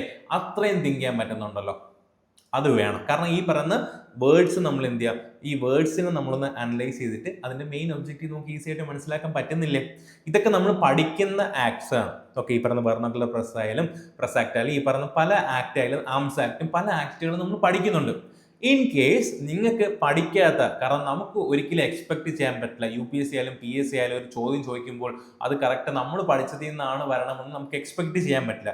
ഇൻ കേസ് ഒരു അൺഎക്സ്പെക്ടഡ് ക്വസ്റ്റ്യൻ വന്നാൽ പോലും you should be ready to solve that. അപ്പം ആ ഒരു റെഡിനെസ് എങ്ങനെ നമ്മൾ കൊണ്ടുവരുന്നത്, നമ്മൾ പഠിക്കുമ്പോൾ തന്നെ ഈ ഓരോ കാര്യങ്ങളും കാണാതെ പഠിക്കാതെ അതിന്റെ ബിഹൈൻഡ് ദ സീൻസ് എന്താണെന്ന് നിങ്ങൾ മനസ്സിലാക്കി പഠിക്കുകയാണെങ്കിൽ നിങ്ങൾക്ക് ഈസി ആയിരിക്കും. ഒരു പുതിയൊരു അറിഞ്ഞോടാത്തൊരു ക്വസ്റ്റ്യൻ വന്നു കഴിഞ്ഞാലും നിങ്ങൾ ഈ ഒരു പാറ്റേണിലായിരിക്കും തിങ്ക് ചെയ്യുന്നത്. ഓക്കെ, അപ്പോൾ വെർണക്കുലർ പ്രസ് ആക്ട് എന്ന് കാണുമ്പോൾ we can deduct that it has something to do with vernacular press അല്ലെങ്കിൽ വെർണക്കുലർ ലാംഗ്വേജ് ആൻഡ് പ്രസ്. ഇത് തമ്മിലുള്ള എന്തൊരു കോറിലേഷൻ ആണെന്ന് നിങ്ങൾക്ക് മനസ്സിലാകും അല്ലേ? ഇനി നമുക്ക് ആക്ടിലോട്ട് പോകാം. ഇത് കൊണ്ടുവന്നത് ലിറ്റൺ ആണ്. ഓക്കെ, അത് ആ ഒരു ടൈം പീരീഡിൽ ലിറ്റൺ 1878 ടൈം പീരീഡിൽ ലിറ്റൺ ആണെന്ന് നിങ്ങൾക്ക് എല്ലാവർക്കും അറിയാം. നമ്മളെ ഈ ശാന്തിയുടെ ദിനേശ് നമ്മുടെ യൂട്യൂബിലൊക്കെ പറയുന്നത് അഴുക്ക ചെറുക്കൻ. ഓക്കെ, അഴുക്ക ചെറുക്കനാണ് ഈ പറയുന്നത് ലിറ്റൺ എന്ന് പറയുന്നത്. കാരണം ലിറ്റൺ ഒരുപാട് മോശമായിട്ടുള്ള ഒരു കാര്യം കൊണ്ടുവന്നു. ഓക്കെ, എന്തൊക്കെയാണ് അത്? നമ്മുടെ സ്പെക്ട്രത്തിലൊരു ഫോട്ടോ ആണ് ഞാനിവിടെ കൊണ്ടുവന്നിരിക്കുന്നത്. ഈ പറയുന്ന ഫെമിൻ, അന്ന് പട്ടിണി, ഒരുപാട് ഫാമിൻ അന്ന് സംഭവിച്ചു. പിന്നെന്താണ്, വാറ് നടന്നുണ്ട്, അഫ്ഗാൻ വാർ നടന്നു, പിന്നെ ആംസ് ആക്ട് കൊണ്ടുവന്നു, വെർണക്കുലർ പ്രസ് ആക്ട് കൊണ്ടുവന്നു. അപ്പൊ മൊത്തത്തിൽ നോക്കുകയാണെങ്കിൽ ശാന്തിവിള ദിനേശ് ഒരു അഴുക്ക ചെറുക്കൻ അല്ലേ? അപ്പം ഈ പറയുന്ന ലിറ്റന്റെ ടൈം പീരീഡിൽ ഒരുപാട് ഇഷ്യൂസ് വന്നു. അപ്പൊ ഈ ഇഷ്യൂസ് ഡെഫിനറ്റ്ലി ആര് എക്സ്പോസ് ചെയ്യും? ഈ പറഞ്ഞ കാര്യങ്ങൾ ആര് എക്സ്പോസ് ചെയ്യും? മീഡിയ എക്സ്പോസ് ചെയ്യും. അപ്പൊ ലിറ്റൺ ആരെ പേടിക്കണം? ഈ പറഞ്ഞുള്ള മീഡിയയെ പേടിക്കണം അല്ലേ? അപ്പം അങ്ങനെ ഈ പറയുന്ന മീഡിയയെ ഒരു തരത്തിൽ സെൻസർ ചെയ്യാൻ വേണ്ടിയിട്ടാണ് എന്ത് കൊണ്ടുവന്നത്? ഈ പറയുന്ന വെർണക്കുലർ പ്രസ് ആക്ട് 1878 കൊണ്ടുവന്നത്. കാരണം വെർണക്കുലർ ലാംഗ്വേജിലുള്ള പത്രങ്ങൾ, ഇന്ത്യൻ ലാംഗ്വേജ് അല്ലെങ്കിൽ ലോക്കൽ ലാംഗ്വേജസിലുള്ള പത്രങ്ങൾ എന്ത് സംഭവിക്കും? ഈ പറയുന്ന ആളുകളിലോട്ട് ഈ പറയുന്ന ന്യൂസും കാര്യങ്ങളും എത്താം. അന്നത്തെ ഒരു ഇൻഫ്ലുവൻസർ ആയിരുന്നു ആര്? ഇന്നത്തെ നമ്മളെ സോഷ്യൽ മീഡിയ ഇൻഫ്ലുവൻസേഴ്സ് എന്ന് പറയുന്ന പോലെ തന്നെ അന്നത്തെ മെയിൻ ഇൻഫ്ലുവൻസേഴ്സ് ആയിരുന്നു മാധ്യമങ്ങൾ, പത്രങ്ങളിൽ ഒരു വാർത്ത വന്നു കഴിഞ്ഞാൽ, ഒരു മെസ്സേജ് വന്നു കഴിഞ്ഞാൽ ജനങ്ങൾ അതുപോലെ വിശ്വസിക്കും, ജനങ്ങൾ അത് ഉള്ളിലെടുക്കും. ഓക്കെ, അപ്പം ലിട്ടൺ ഈ പറയുന്ന മാധ്യമങ്ങളെ പേടിച്ചു. കാരണം ഈ പറയുന്ന ഫാമിൻ വരുമ്പോൾ ഫാമിൻ വരുന്ന സമയത്ത് തന്നെ ഈ പുള്ളിക്കാരൻ ഒരു ദർബാർ, റോയൽ ദർബാർ ഒക്കെ നടത്തുന്നുണ്ട്. അപ്പൊ ഇതൊക്കെ മീഡിയ എക്സ്പോസ് ചെയ്യും അല്ലേ? അപ്പം ലിട്ടൺ ആരെ പേടിക്കണം? ലിട്ടൺ പത്രത്തിനെ പേടിക്കണം അല്ലേ? അപ്പൊ ലിട്ടൺ എന്ത് കൊണ്ടുവന്നു? വെർണക്കുലർ പ്രസ് ആക്ട് കൊണ്ടുവന്നു. അപ്പൊ കണക്ട് ചെയ്യാലോ, ലിട്ടന്റെ സ്വഭാവം വെച്ചിട്ടും ലിട്ടന്റെ വർക്കിംഗ് നേച്ചർ വെച്ചിട്ടും നമുക്ക് ഈ പറയുന്ന വെർണക്കുലർ പ്രസ് ആക്ട് ആയിട്ട് കണക്ട് ചെയ്യാം. ഓക്കെ, അപ്പൊ അത് കൊണ്ടുവന്നത് ലിട്ടൺ ആണ്. എന്തിനാണ് കൊണ്ടുവന്നത്? To prevent the vernacular press from expressing criticism of British policies. Vernacular പ്രസ്സിനെ മാത്രമേ ഇത് എയിം ചെയ്യുന്നുള്ളൂ. ആരെ എയിം ചെയ്യുന്നില്ല? ഇംഗ്ലീഷ് ലാംഗ്വേജിലുള്ള പത്രങ്ങൾക്ക് യാതൊരു രീതിയിലുള്ള റെസ്ട്രിക്ഷൻസും ഇല്ല. കാരണം അത് എവിടെ നിന്ന് കണക്ട് ചെയ്യാം? വെർണക്കുലർ പ്രസ് എന്ന വേർഡിൽ നിന്ന് കണക്ട് ചെയ്യാം.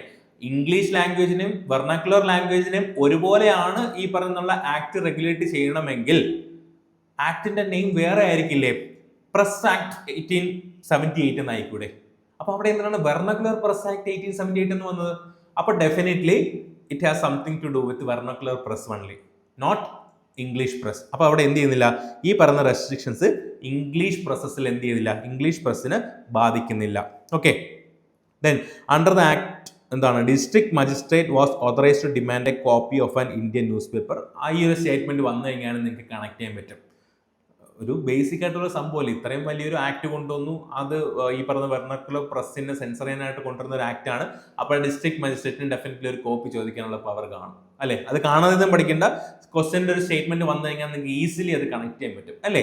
ഇതിന് അടുത്ത് നോക്കുക, there was no appeal against the decision of the district magistrate. അത് കഴിഞ്ഞിട്ട് ഈ ഡിസ്ട്രിക്ട് മജിസ്ട്രേറ്റ് എന്തൊരു ഡിസിഷൻ ഈ പറഞ്ഞ വെർണക്കുലർ പ്രസ്സിന്റെ കേസിൽ എടുത്താലും അതിലൊരു അപ്പീലില്ല. ഡിസ്ട്രിക്ട് മജിസ്ട്രേറ്റ് എന്ത് പറയുന്നു, ദാറ്റ്സ് ഫൈനൽ ആൻഡ് ബൈൻഡിങ്. അതിന്റെ മുകളിലോട്ട് എന്തില്ല? ഒരു അപ്പീല് വരുന്നില്ല, വിച്ച് ഇസ് നോട്ട് ഫെയർ അല്ലേ?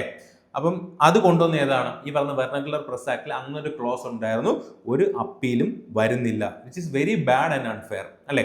then അടുത്ത് നോക്കുക, to escape from this act Amrita Bazar Patrika converted overnight from Bengali to English. Amrita Bazar Patrika എന്ത് ചെയ്തു? ഈ പറയുന്ന ആക്ട് ഈ പറയുന്ന വെർണക്കുലർ പ്രസ്സിനെ എയിം ചെയ്തിട്ടാണല്ലോ. അപ്പൊ അന്നേരം അമൃത് ബസാർ പത്രിക എന്ന് പറയുന്ന ഒരു പത്രം ആ ഒറ്റ രാത്രി കൊണ്ട് തന്നെ വെർണക്കുലർ പ്രസ്സിൽ നിന്നും എങ്ങോട്ട് മാറി? ഇംഗ്ലീഷിലോട്ട് മാറി. അതായത് ബംഗാളി എന്നുള്ള ലാംഗ്വേജിൽ നിന്നിട്ട് ഇംഗ്ലീഷ് ലാംഗ്വേജിലോട്ട് മാറി. അപ്പൊ ഇംഗ്ലീഷ് ലാംഗ്വേജിലോട്ട് മാറിക്കഴിഞ്ഞാൽ പിന്നെ ഈ പറയുന്ന വെർണക്കുലർ പ്രസ് ആക്ടിനെ പേടിക്കണ്ടല്ലോ. കണക്ട് ചെയ്യാൻ പറ്റുന്നില്ലേ? യെസ്. പിന്നീട് ഈ ആക്ട് ആര് റിപ്പീൽ ചെയ്തു? റിപ്പൺ വന്നിട്ട് എന്ത് ചെയ്തു? ഈ ആക്ടിനെ റിപ്പീൽ ചെയ്താണ്. റിപ്പൺ അത്യാവശ്യം നല്ലൊരു മനുഷ്യനായിരുന്നു, ഒരു ലിബറലിസ്റ്റ് ചിന്താഗതിയുള്ള ഒരു ഗവർണർ ജനറൽ അല്ലെങ്കിൽ വൈസ്രോയി ആയിരുന്നു. റിപ്പൺ എന്ത് ചെയ്തു? ഈ പറയുന്നുള്ള വെർണക്കുലർ പ്രസ് ആക്ട് റിപ്പീൽ ചെയ്തത് റിപ്പൺ ആണ്. ഓക്കെ, അത് നമുക്ക് എല്ലാവർക്കും അറിയുന്നുള്ള കാര്യമാണ്. അപ്പം ഈ ഒരു ടൈം റിലേഷനിൽ നമ്മൾ ഓർത്തിരിക്കേണ്ട കാര്യം, ഇപ്പൊ വെർണക്കുലർ പ്രസ് ആക്ട് കൊണ്ടുവന്നത് ലോർഡ് ലിറ്റൺ ആണെന്ന് നമുക്കറിയാം. ഈ പറയുന്ന പർട്ടിക്കുലർ ആക്ട് റിപ്പീൽ ചെയ്ത് ലോർഡ് റിപ്പൺ ആണെന്ന് നമുക്കറിയാം. അപ്പം 1877 79 എന്തെങ്കിലും കാര്യം വന്നിട്ട് അത് ഏത് ഗവർണർ ജനറലിന്റെ ടൈം പീരീഡ് ആണെന്ന് ചോദിച്ചു കഴിഞ്ഞാൽ we can correlate with Lytton അല്ലേ? കാരണം 1878 വെർണക്കുലർ പ്രസ് ആക്ട് ലിട്ടൺ ആണ് കൊണ്ടുവന്നത് നമുക്കറിയാം. അപ്പൊ ആ ഒരു ടൈം പീരീഡിൽ എന്തൊരു കാര്യം വന്നിട്ട് അത് ഒരു ഗവർണർ ജനറലിന്റെ കാര്യം പറയുകയാണെങ്കിൽ definitely it will B Lytton. അതുപോലെ തന്നെയാണ് അത് കഴിഞ്ഞിട്ട് ഈ പറയുന്ന ആരാണ്? ലോർഡ് റിപ്പൺ ആണ്. 1882 1884 അവിടെ പവറിലുണ്ടായിരുന്ന ലോർഡ് റിപ്പൺ ആണ്. ലിറ്റൺ കഴിഞ്ഞ ഉടനെ ആയിരിക്കും എന്ത് വന്നിട്ടുള്ളത്? റിപ്പൺ വന്നിട്ടുള്ളത്. അതുകൊണ്ടാണ് ഈ വെർണക്കുലർ പ്രസ് ആക്ട് റിപ്പീൽ ചെയ്ത് റിപ്പൺ ആണ്. അപ്പം ആ ഒരു റിപ്പണിന്റെ ടൈം പീരീഡും നമുക്ക് ഇത് വെച്ചിട്ട് കണക്ട് ചെയ്ത് വെക്കാൻ പറ്റും. അപ്പൊ ഈ ഒരു രീതിയിലാണ് ഈ പർട്ടിക്കുലർ ഇവന്റ്സിനെ വെച്ചിട്ടാണ് നമ്മൾ ഈ പർട്ടിക്കുലർ ഗവർണർ ജനറലിനെ കണക്ട് ചെയ്ത് വെക്കുന്നത്. അല്ലാതെ നമ്മൾ നേരത്തെ പറഞ്ഞ പോലെ 1882 1884 Lord Ripon, 1876 to 1880 Lord Lytton എന്നൊന്നും കാണാതെ പഠിക്കരുത് ഗൈസ്. ഈ ഒരു ഇവന്റിനെ നമ്മളൊരു ഗവർണർ ജനറലുമായിട്ട് കണക്ട് ചെയ്ത് വെക്കാം, ഹുക്ക് ചെയ്ത് വെക്കാം. So it will be easy. Okay, then അടുത്ത് newspaper incitement to offences act 1908. Okay, നിങ്ങൾ ഇവിടെ കണ്ടുപിടിക്കേണ്ടത് ഇതിന്റെ ലോജിക്കാണ്. ഒന്ന് ആലോചിച്ചേ, വീഡിയോ ഒന്ന് പോസ് ചെയ്യുക, പോസ് ചെയ്തിട്ടൊന്ന് ആലോചിച്ചേ എന്തായിരിക്കും ഇതിന്റെ റീസൺ, എന്തുകൊണ്ട് ഈ പറയുന്ന പർട്ടിക്കുലർ ആക്ട് കൊണ്ടുവന്നു. അതിന്റെ ഇയർ വെച്ചിട്ട് നിങ്ങൾ തിങ്ക് ചെയ്യുക, ഒഫൻസ് എന്നുള്ളൊരു വേർഡ് വെച്ചിട്ട് തിങ്ക് ചെയ്യുക. സോ എന്തായിരിക്കും ഇതിന്റെ ഒബ്ജക്റ്റീവ് ആൻഡ് വൈ? ഈ രണ്ട് ആസ്പെക്ട് ഒന്ന് തിങ്ക് ചെയ്തേ. വീഡിയോ ഒന്ന് പോസ് ചെയ്യാം. കിട്ടിയോ? മോസ്റ്റ് ഓഫ് ദ പീപ്പിളിന് ഇത് കിട്ടിയിട്ടുണ്ടായിരിക്കും അല്ലേ? 1908 നമുക്ക് എന്ത് കണക്ട് ചെയ്യാം ഗൈസ്? എന്ത് കണക്ട് ചെയ്യാം? വി ക്യാൻ കണക്ട് വിത്ത് എന്താണ് ഈ പറഞ്ഞുള്ള നമ്മുടെ എക്സ്ട്രീമിസ്റ്റ് അല്ലേ? എക്സ്ട്രീമിസ്റ്റ് വലിയ രീതിയിൽ ഇമ്പാക്റ്റ് ഉണ്ടാക്കിയ ഒരു ടൈം പീരീഡ് ആണ് 1908 അല്ലേ? ഇപ്പം 1905 തൊട്ട് അവർ നല്ല രീതിയിൽ ആക്റ്റീവ് ആയിരുന്നു. അത് കഴിഞ്ഞിട്ട് 1906 അവർക്ക് മറ്റ് കോൺഗ്രസിന്റെ സെഷനിൽ പ്രസിഡന്റ് ആവണമെന്ന് പറഞ്ഞു. നമ്മുടെ ഈ സ്വദേശി മൂവ്മെന്റ് ബംഗാളിന്റെ പുറത്തോട്ടൊക്കെ എക്സ്റ്റെൻഡ് ചെയ്യണമെന്ന് പറഞ്ഞു. അത് മോഡറേറ്റ്സിന് ഇഷ്ടമല്ല. ദെൻ 1907 അവർ പറയുന്ന കാര്യങ്ങൾ കേട്ടില്ല. അങ്ങനെ 1907 എന്ത് സംഭവിച്ചു? സൂരറ്റ് സ്പ്ലിറ്റ് സംഭവിച്ചു. അങ്ങനത്തെ ഒരുപാട് കാര്യങ്ങളൊക്കെ നമുക്ക് അറിയാം അല്ലേ? അപ്പൊ ഈ പറയുന്ന എക്സ്ട്രീമിസ്റ്റ് മോഡറേറ്റ് ആ തമ്മിലുള്ള ഒരു സ്റ്റിഫിൽ നടക്കുന്ന ഒരു ടൈം പീരീഡ് ആണത്. അപ്പൊ 1908 ഇങ്ങനൊരു ആക്ട് വരണമെങ്കിൽ definitely it has something to do with this moderate activities.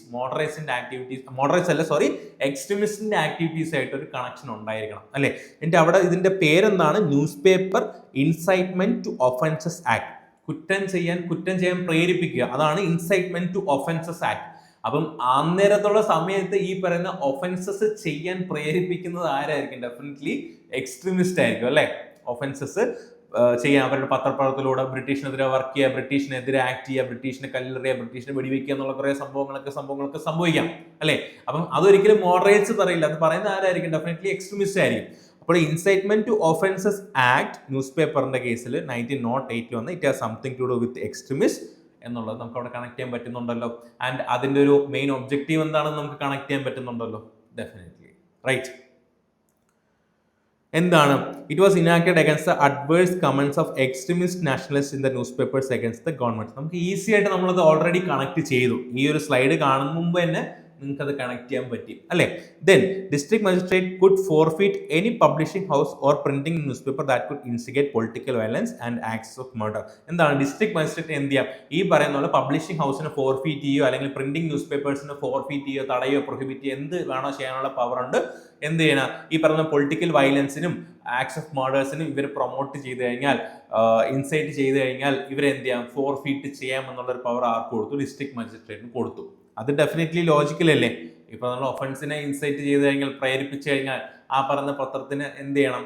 അത് ബാൻ ചെയ്യണം അല്ലെങ്കിൽ ഫോർഫീറ്റ് ചെയ്യണം. അത് ഇപ്പോഴായാലും അങ്ങനെയല്ലേ? നിങ്ങളാണ് ഒരു അഡ്മിനിസ്ട്രേറ്റർ എങ്കിൽ നിങ്ങളുടെ രാജ്യത്തിനെതിരെ, നിങ്ങളുടെ അഡ്മിനിസ്ട്രേഷനെതിരെ അല്ലെങ്കിൽ നിങ്ങളുടെ രാജ്യത്ത് ഒഫൻസസ് കമ്മിറ്റ് ചെയ്യാൻ വേണ്ടി പ്രേരിപ്പിക്കുന്ന ഒരു പത്രം അല്ലെങ്കിൽ ഒരാളുണ്ടെങ്കിൽ നിങ്ങൾ ഡെഫിനറ്റ്ലി അവരെ ബാൻ ചെയ്യും അല്ലേ? അല്ലെങ്കിൽ അവരുടെ ഈ പറയുന്ന എക്സ്പ്രഷൻസ് നിങ്ങൾ ബാൻ ചെയ്യാൻ ശ്രമിക്കും അല്ലേ? For a greater good. അപ്പൊ അതുപോലെ തന്നെയാണ് ഈ പറയുന്ന newspaper incitement to offence act എന്ത് ചെയ്തു? ഈ പറഞ്ഞ ഡിസ്ട്രിക്ട് മജിസ്ട്രേറ്റിന് ഇതുപോലത്തെ പവർ കൊടുത്തു. ആൻഡ് വിച്ച് ഈസ് ലോജിക്കലി നമുക്ക് കണക്ട് ചെയ്യാൻ പറ്റും, right? Then the publisher was given the option to appeal to high court within 15 days. 15 ദിവസത്തിനുള്ളിൽ നമുക്ക് എന്ത് ചെയ്യാം? ഈ പറയുന്ന പബ്ലിഷറിന് എന്താണ്? റൈറ്റ് ഓഫ് അപ്പീൽ ഉണ്ട്. ഈ റൈറ്റ് ഓഫ് അപ്പീൽ നേരത്തെ കേസിൽ ഇല്ലായിരുന്നു. അവിടെ ഡിസ്ട്രിക്ട് മജിസ്ട്രേറ്റ് ഒരു തീരുമാനം എടുത്തു കഴിഞ്ഞാൽ which is final and binding എന്ന് നമ്മൾ പറഞ്ഞു. പക്ഷെ ഈ ഒരു കേസിൽ അതില്ല. അതിന്റെ റീസൺ നിങ്ങളൊന്ന് ചിന്തിച്ചു നോക്കി. എന്തായിരിക്കും അതിന്റെ റീസൺ? അന്നൊരു റൈറ്റ് ഓഫ് അപ്പീൽ കൊടുത്തില്ലല്ലോ, പിന്നെ ഇപ്പോഴെന്താണ് ഒരു റൈറ്റ് ഓഫ് അപ്പീൽ കൊടുക്കുന്നത്? നിങ്ങളൊന്ന് ചിന്തിച്ചേ. വൈ? ഈ ഒരു കോൺട്രാസ്റ്റ് വരാനുള്ള റീസൺ എന്തായിരിക്കും? ഒന്ന് ചിന്തിച്ചേ, pose ചെയ്തിട്ടൊന്ന് ചിന്തിച്ചേ.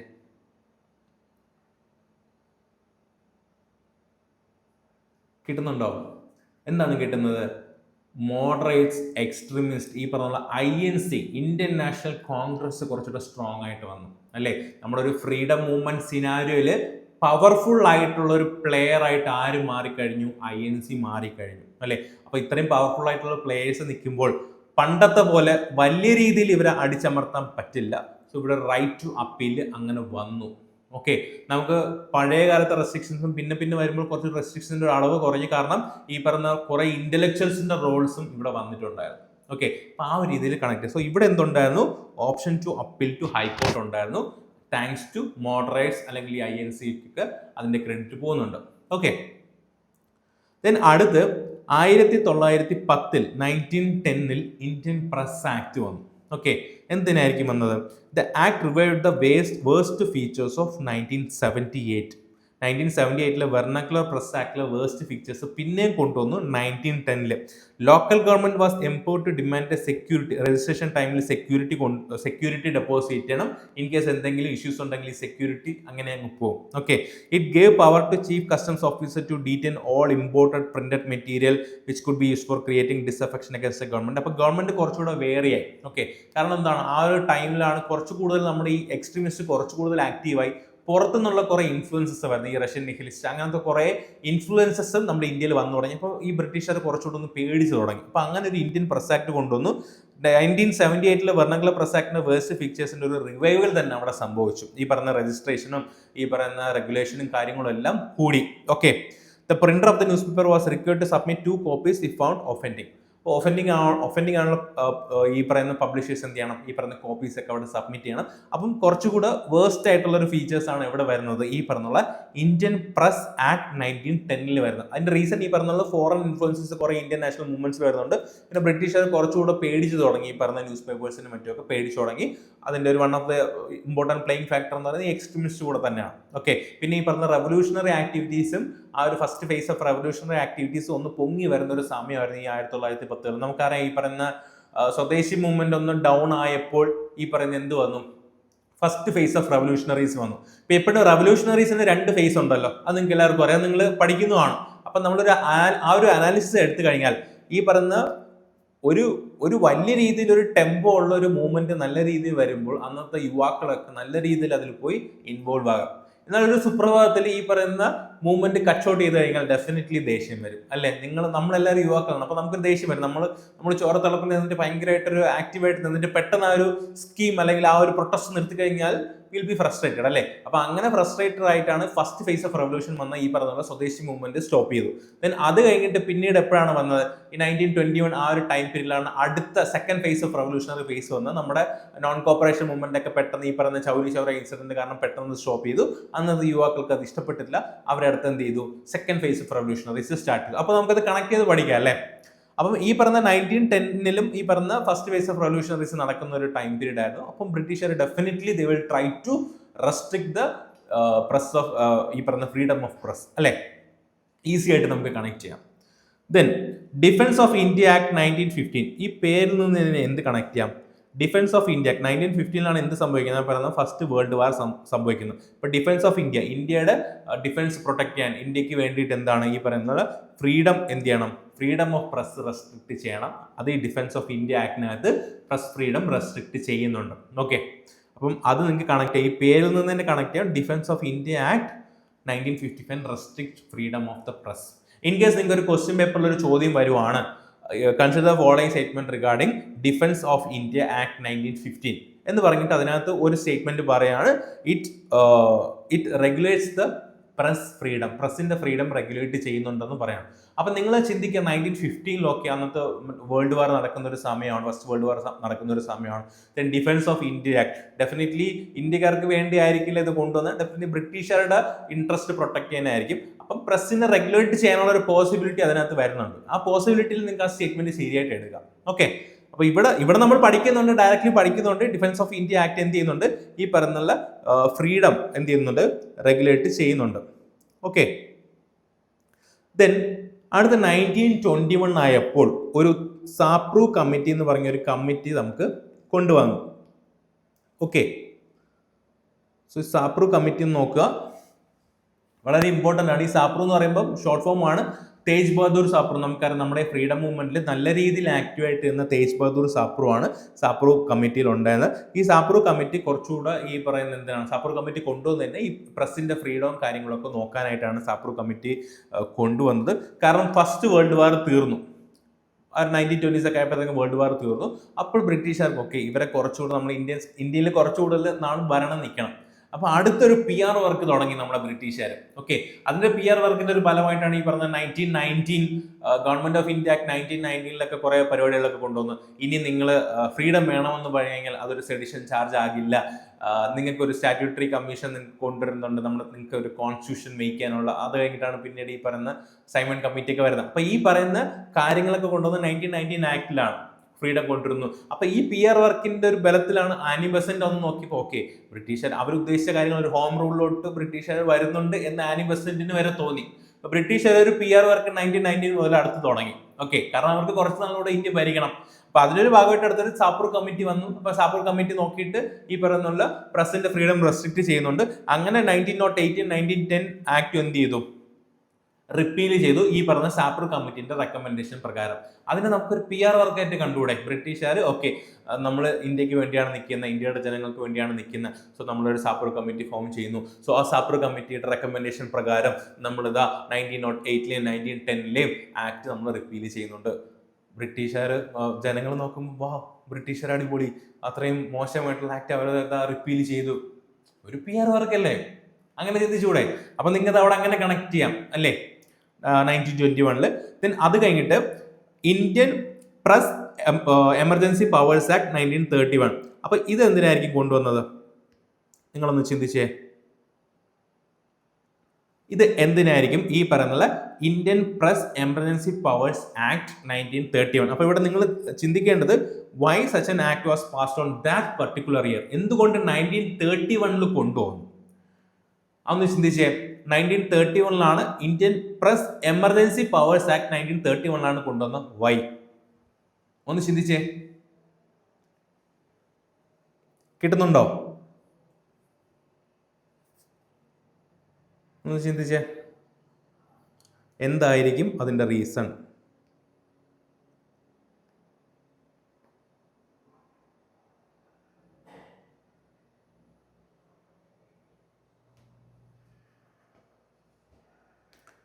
Why such an act was passed on that year 1931? കിട്ടിയോ? എല്ലാവർക്കും കിട്ടിക്കാണും. 1931 ആ ടൈം പീരീഡിൽ എന്താ സംഭവിക്കുന്ന ഗൈസ് അല്ലേ? സിവിൽ ഡിസൊബീഡിയൻസ് മൂവ്മെന്റ് നടക്കുന്നുണ്ട്. സിവിൽ ഡിസൊബീഡിയൻസ് മൂവ്മെന്റ് അടുത്ത് വലിയ രീതിയിൽ ടെമ്പോ ക്രിയേറ്റ് ചെയ്ത ഒരു മൂവ്മെന്റ് ആണ്. ഡെഫിനറ്റ്ലി ബ്രിട്ടീഷുകാർക്ക് പേടിയാകും, മാധ്യമങ്ങളെ പേടിയാകും, കൂടുതൽ ജനങ്ങൾ ആക്റ്റീവ് ഫേസിലോട്ട് വരുന്നുണ്ട്, ബ്രിട്ടീഷുകാർക്ക് പേടിയായി തുടങ്ങി. So Indian press emergency powers act definitely ഈ പറഞ്ഞ പ്രസിനെ റെഗുലേറ്റ് ചെയ്യാൻ വേണ്ടി കൊണ്ടുള്ള ആക്ട് ആണ്. So why 1931? Because of civil disobedience movement. അപ്പൊ ഈ ഒരു രീതിയിലാണ് നമ്മൾ ഹിസ്റ്ററിയും അതുപോലെ തന്നെ പൊളിറ്റിയൊക്കെ നമ്മൾ കണക്ട് ചെയ്ത് പഠിക്കേണ്ടത്. ഓക്കെ, വളരെ ഈസിയാണ് ഗൈസ്, ഇതൊന്നും കാണാതെ പഠിക്കേണ്ട കാര്യമില്ല. Actually one of the easy subject ആണ് ഈ പറഞ്ഞ ഹിസ്റ്ററി ആയാലും പൊളിറ്റി ആയാലും. ഓക്കെ, അപ്പൊ ഈ ആക്ടിനകത്ത് എന്താ പറയുന്നത്? With the beginning of CDM the government passed this act. Under this act all propaganda related to CDM was suppressed. വളരെ ഈസി. അത് നിങ്ങൾക്ക് ഇവിടെ പറയാതെ തന്നെ നിങ്ങൾക്ക് മനസ്സിലാകും. ഈ പറഞ്ഞുള്ള എല്ലാ CDM-ന് സപ്പോർട്ട് ചെയ്തിട്ടുള്ള എല്ലാ പ്രൊപ്പഗാൻഡ മെറ്റീരിയൽസും തടയാനാണ് അല്ലെങ്കിൽ പ്രൊഹിബിറ്റ് ചെയ്യാനാണ് ഈ പറയുന്ന ബ്രിട്ടീഷ് എന്ത് കൊണ്ടുവന്നത്? Indian press emergency powers act 1931 കൊണ്ടുവന്നത്. Easy right? ഇനി അടുത്ത് കുറച്ച് ന്യൂസ് പേപ്പേഴ്സ് ആണ്. ഇത് നിങ്ങൾ കാണാതൊന്നും പഠിക്കേണ്ട, ജസ്റ്റ് ഓരോളെ പേര് നോക്കുക, അതാരാണ് കൊണ്ടുവന്നത് നോക്കുക, ദാറ്റ്സ് ഇറ്റ്. അതിനകത്ത് അവർ എന്താണ് പറഞ്ഞിട്ടുള്ളതൊക്കെ നിങ്ങൾക്ക് ലോജിക്കലി കണക്ട് ചെയ്യാൻ പറ്റും. ഓക്കെ, നമ്മൾ കണ്ടു ബംഗാൾ ഗസറ്റ് കൊണ്ടുവന്നത് ആരാണ്? ജെയിംസ് ഓഗസ്റ്റസ് ഹിക്കി ആയിരുന്നു. First news paper in India ആയിരുന്നു. എന്ത് ചെയ്തു? ഈ പറയുന്ന ബ്രിട്ടീഷുകാരുടെ കറപ്റ്റ് ടെൻഡൻസീസ് എക്സ്പോസ് ചെയ്തു. അതുകൊണ്ടാണല്ലോ അത് കഴിഞ്ഞിട്ട് പിന്നീട് റെഗുലേഷൻ കാര്യങ്ങളൊക്കെ വന്നത്. കാരണം ആ ഫ്രഞ്ച് ഭരണ സമയത്ത് ഇവർ നിന്ന് കഴിഞ്ഞാൽ പിന്നെയും ഇവർ എക്സ്പോസ് ചെയ്തുകൊണ്ടിരിക്കും. ഓക്കെ, അപ്പൊ ഈ ഹാസ്റ്റിങ്സ് ആരായിരുന്നു? ഈ ഹാസ്റ്റിംഗ് നിങ്ങളുടെ ഫേമസ് ആയിട്ടുള്ള വാറൻ ഹാസ്റ്റിങ്സ് തന്നെയായിരുന്നു. കാരണം ഇതിന്റെ ടൈം പീരീഡ് എത്ര? 1780. അപ്പൊ 1773 to 80 ആ ഒരു ടൈം പീരീഡിലാണ് ആരുള്ളത്? നമ്മുടെ മെയിൻ വാറൻ ഹാസ്റ്റിങ്സ് ഉള്ളത്. അപ്പം 1780 ഒരു പത്രം വന്നിട്ട് കറപ്റ്റ് ടെൻഡൻസീസ് ഓഫ് ഹാസ്റ്റിങ്സ് എന്ന് പറഞ്ഞു കഴിഞ്ഞാൽ ആ ഹാസ്റ്റിംഗ് വാറൻ ഹാസ്റ്റിംഗ്. അത് നമ്മൾ ഇയർ വെച്ചിട്ടാണ് കണക്ട് ചെയ്യുന്നത്. ഓക്കെ, അപ്പൊ ഇയർ ഭയങ്കര ഇമ്പോർട്ടൻ്റ് ആണ്. സോ ഇവന്റ്സും ഇയറും എപ്പോഴും നിങ്ങൾ എന്ത് ചെയ്യുക? കണക്ട് ചെയ്ത് വെക്കുക. ഓക്കെ, കാണാതെ പഠിക്കുന്നതല്ല, നമ്മളൊരു സ്റ്റോറി ക്രിയേറ്റ് ചെയ്ത് ആ സ്റ്റോറി വെച്ചിട്ടാണ് നമ്മൾ കണക്ട് ചെയ്ത് പഠിക്കുന്നത്. ഓക്കെ, ഇതിനടുത്ത് സമ്പത്ത് കൗമുദി 1820s ആയപ്പോൾ നമ്മൾ പറഞ്ഞു ഓൾറെഡി ആരുടെ ഒരു ബൂം വന്നു? രാജാറാം മോഹൻ റോയ്, കുറെ ഇന്റലക്ച്വൽസ് വന്നു. സോ ഇന്റലക്ച്വൽസ് പിന്നെയും പത്രങ്ങൾ അതുപോലത്തെ കാര്യങ്ങൾ കൊണ്ടുവന്നു തുടങ്ങി. 1821 രാജാറാം മോഹൻ റോയ് കൊണ്ടുവന്നാണ് ഈ പറഞ്ഞുള്ള സമ്പത്ത് കൗമുദി കൊണ്ടുവന്നു. ഓക്കെ, അത് കഴിഞ്ഞിട്ട് മീരറ്റ് ഉൽ അക്ബർ. ഓക്കെ, മീരത്ത് ഉൽ അക്ബർ എന്താണ്? അതും രാജാറാം മോഹൻ റോയ് കൊണ്ടുവന്നാണ്. ആ ടൈം പീരീഡ് നോക്കിയത് 1822 1821 ആ ടൈം പീരീഡിലൊക്കെ രാജാറാം മോഹൻ റോയ് കുറച്ചുകൂടെ ആക്റ്റീവായിട്ട് നിൽക്കുന്ന ഒരു ടൈം പീരീഡാണ്. രാജാറാം മോഹൻ റോയ് ബുക്സ് ഈ പറഞ്ഞ വീക്കിലിയും ന്യൂസ് പേപ്പേഴ്സ് ഒക്കെ പബ്ലിഷ് ചെയ്ത് തുടങ്ങുന്ന സമയമാണ്. സോ സമ്പത്ത് കൗമുദി ആയാലും മീരട്ടുൽ അക്ബർ ആയാലും ആരാണ് കൊണ്ടുവന്നത്? രാജാറാം മോഹൻ റോയ്. സോ ഈ പേര് കേൾക്കുമ്പോൾ തന്നെ അറിയാം ഒരു പേർഷ്യൻ, ഒരു അറേബ്യൻ ടച്ച് ഉള്ള ഒരു പേരാണ് അല്ലെ, മീരത്തുൽ അക്ബർ. ഓക്കെ, അപ്പൊ അത് കണക്ട് ചെയ്യുമ്പോൾ തന്നെ നമുക്ക് മനസ്സിലാക്കണം ഈ പറയുന്നത് പേർഷ്യൻ വീക്കിലാണ്, അല്ലാതെ ഇവിടുത്തെ ബംഗാളി ലാംഗ്വേജോ അല്ലെങ്കിൽ ഇന്ത്യൻ ലാംഗ്വേജോ അല്ല. ഇതെന്താണ്, പേർഷ്യൻ വീക്കിലാണ്. കാരണം അത് നമുക്ക് എങ്ങനെ കണക്ട് ചെയ്യാം, മീറത്ത് ഉൽ അക്ബർ എന്നുള്ള ഒരു പേരിൽ നിന്നൊക്കെ കണക്ട് ചെയ്യണം. അതെന്തായിരിക്കും, പേർഷ്യൻ വീക്കിലായിരിക്കും. ഈ പേരിൽ നിന്നൊക്കെയാണ് ഗൈസ് നമ്മൾ കണക്ട് ചെയ്യുന്നത്. ഓക്കെ, അപ്പൊ ഇവിടെ ക്വസ്റ്റ്യനിൽ തരാണ് Miratul Akbar was a Bengali newspaper എന്ന് പറഞ്ഞു കഴിഞ്ഞാൽ അത് അപ്പം തന്നെ വെട്ടണം. കാരണം പേര് കാണുമ്പോൾ തന്നെ നമുക്കറിയാം it's a Persian name, right. Rajendra Mohan Roy കൊണ്ടുവന്ന് it primarily concern with political events of the time. ഇപ്പൊ ഇങ്ങനെ ഒരു സ്റ്റേറ്റ്മെന്റ് ക്വസ്റ്റ്യൻ പേപ്പറിൽ വരുവാണെങ്കിൽ തന്നെ നിങ്ങൾക്ക് ഈസി ആയിട്ട് അത് പോസിറ്റീവായിട്ട് എടുത്തുകൂടെ. കാരണം ആ ഒരു 1822 കാലഘട്ടത്തിൽ രാജാറാം മോഹൻ റോയ് പോലൊരാൾ ഒരു പത്രം കൊണ്ടുവരികയാണെങ്കിൽ ഡെഫിനറ്റ്ലി അന്നത്തെ പൊളിറ്റിക്കൽ സിനാരിയെ പറ്റി പറയുന്നുണ്ടായിരിക്കും, റൈറ്റ്. അപ്പൊ നമുക്കത് ഈസി ആയിട്ട് കണക്ട് ചെയ്തുകൂടെ. യെസ്. ദെൻ അത് കഴിഞ്ഞിട്ട് ബോംബെ സമാചാർ എന്നൊരു ന്യൂസ് പേപ്പർ കൊണ്ടുവന്നു. So definitely place of publishing എവിടെ ആയിരിക്കും, ബോംബെ ആയിരിക്കുമല്ലോ. കാരണം അതുകൊണ്ടല്ലേ ബോംബെ സമാചാർ എന്ന് വരുന്നത്. സോ അങ്ങനെയൊക്കെ നിങ്ങൾ കണക്ട് ചെയ്യാൻ പഠിക്കുക. പേര് കേൾക്കുമ്പോൾ തന്നെ നമുക്ക് എന്താ പറയുക, വെർണാക്കുലർ ന്യൂസ് പേപ്പർ ആയിരിക്കും, അല്ലാതെ ഇംഗ്ലീഷ് ലാംഗ്വേജ് ഒന്നും ആയിരിക്കും. ബോംബെ സമാചാർ അല്ലേ. അപ്പോൾ സമാചാർ എന്നുള്ള വേർഡ് ഹിന്ദി ടേം ആണ് അല്ലേ. അപ്പോൾ അതെന്തായിരിക്കും, ഡെഫിനറ്റ്ലി വെർണാക്കുലർ പ്രസ് ആയിരിക്കും. ഫൗണ്ട് ചെയ്തത് ഫർദൂൻജി മുർസാബാൻ ആണ്. നോക്കുക. ദെൻ അത് കഴിഞ്ഞിട്ട് ബോംബെ ടൈംസ് ഉണ്ടായിരുന്നു. ഓക്കെ, ദെൻ അത് കഴിഞ്ഞിട്ട് റസ്ത് ഗഫ്താർ ഇമ്പോർട്ടൻ്റ് ആണ്, ട്രൂത്ത് ടെല്ലർ. അത് കൊണ്ടുവന്ന് ദാദാഭായ് നവറോജി ആണ്. Dadabhai Naoroji one of the important personality, ആ ഒരു ടൈമിലെ ഇമ്പോർട്ടൻറ്റ് പേഴ്സണാലിറ്റി ആണ്. സോ ദാദാഭായ് നവറോജി കൊണ്ടുവന്നിട്ടുള്ളതാണ് റസ്ത് ഗഫ്താർ. ഇത് പാഴ്സി സോഷ്യൽ റിഫോംസുമായിട്ട് ബന്ധപ്പെട്ടതാണ്. ദാദാഭായ് നവറോജി തന്നെ മറ്റൊരു പ്രസന്റ് സ്റ്റാർട്ട് ചെയ്തതിൻ്റെ പേരാണ് വോയിസ് ഓഫ് ഇന്ത്യ. അപ്പോൾ ദാദാഭായ് നവറോജി വോയിസ് ഓഫ് ഇന്ത്യയും കണക്ട് ചെയ്യണം, റസ്ത് ഗഫ്താറും കണക്ട് ചെയ്യണം. വളരെ ഇമ്പോർട്ടൻ്റ് ആണ് ദാദാഭായ് നവറോജി. ഓക്കെ, ദെൻ അത് കഴിഞ്ഞിട്ട് സോം പ്രകാശ് ഉണ്ടായിരുന്നു. അപ്പം സോം പ്രകാശ് കൊണ്ടുവന്നത് ദ്വാരക്നാഥ് വിദ്യാഭൂഷൺ ആണ്. ഓക്കെ, ഇൻ കേസ് നിങ്ങൾ സോം പ്രകാശ് നിങ്ങൾ പഠിച്ചിട്ടില്ല, ഒരു ക്വസ്റ്റ്യൻ വരെയാണ്, consider the following statements regarding Som Prakash. First statement, it was a weekly newspaper started by Dwarkanath Vidyabhushan. Then second statement, it was first Bangla newspaper to indulge in political discussion. And third statement എന്ന് പറയുമ്പോൾ Som Prakash has actively contributed to എന്താണ് ഈ പറഞ്ഞുള്ള Indian freedom മൂവ്മെന്റിന് ആക്റ്റീവായിട്ടൊരു contribution കൊടുത്തിട്ടുള്ളൂ. അപ്പോൾ സ്റ്റേറ്റ്മെന്റ്സിലെല്ലാം first statement ഉണ്ടെന്ന് വെക്കുക. ഓക്കെ, ഞാൻ ഉദ്ദേശിക്കുന്ന ക്വസ്റ്റ്യൻ ഇതാണ്, consider the following statements regarding എന്താണ് നമ്മുടെ സോം പ്രകാശ്. അപ്പോൾ അതിൽ ഫസ്റ്റ് സ്റ്റേറ്റ്മെന്റ് എന്ന് പറയുന്നത് ഇത് കൊണ്ടുവന്നത് ദ്വാരക്നാഥ് ആണ്. ഓക്കെ, ദെൻ സെക്കൻഡ് സ്റ്റേറ്റ്മെന്റിൽ പറയുന്നത് ഇതെന്താണ്, ഇതൊരു Bangla news paper two indulge in political discussion ആണ്. ദെൻ തേർഡ് എന്ന് പറയുന്നത് എന്താണ്, ഇത് ആക്റ്റീവ്ലി കോൺട്രിബ്യൂട്ടഡ് ടു എന്താണ് നാഷണൽ മൂവ്മെന്റിന് കോൺട്രിബ്യൂട്ട് ചെയ്തിട്ടുണ്ട്. ദെൻ സ്റ്റേറ്റ്മെന്റ്സ് എന്ന് പറയുന്നത് ഫസ്റ്റ് സ്റ്റേറ്റ്മെന്റ് എന്ന് പറയുമ്പോൾ ഇപ്പോൾ 1 and 2, then B 1 and 3, then C 1, 2 and 3, then D none.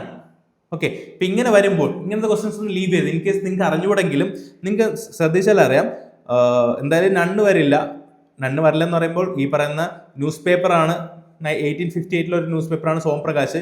എന്തായാലും തേർഡ് സ്റ്റേറ്റ്മെന്റ് ശരിയായിരിക്കും, കാരണം കോൺട്രിബ്യൂട്ട് ടു നാഷണൽ മൂവ്മെന്റ് എന്ന് പറയുമ്പോൾ ഡെഫിനറ്റ്ലി ശരിയായിരിക്കും. അപ്പോൾ എന്ത് ചെയ്യുക, ഓക്കെ നിങ്ങൾക്ക് ഇതിവിടെ കണ്ടുകൂടല്ലേ, ഓക്കെ ഇങ്ങോട്ട് മാറ്റാം, ഇപ്പൊ കാണുന്നുണ്ടല്ലോ.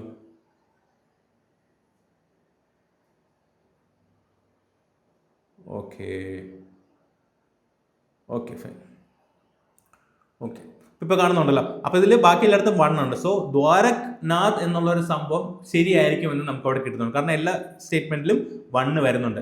പിന്നെ എന്തായാലും 3 വരും.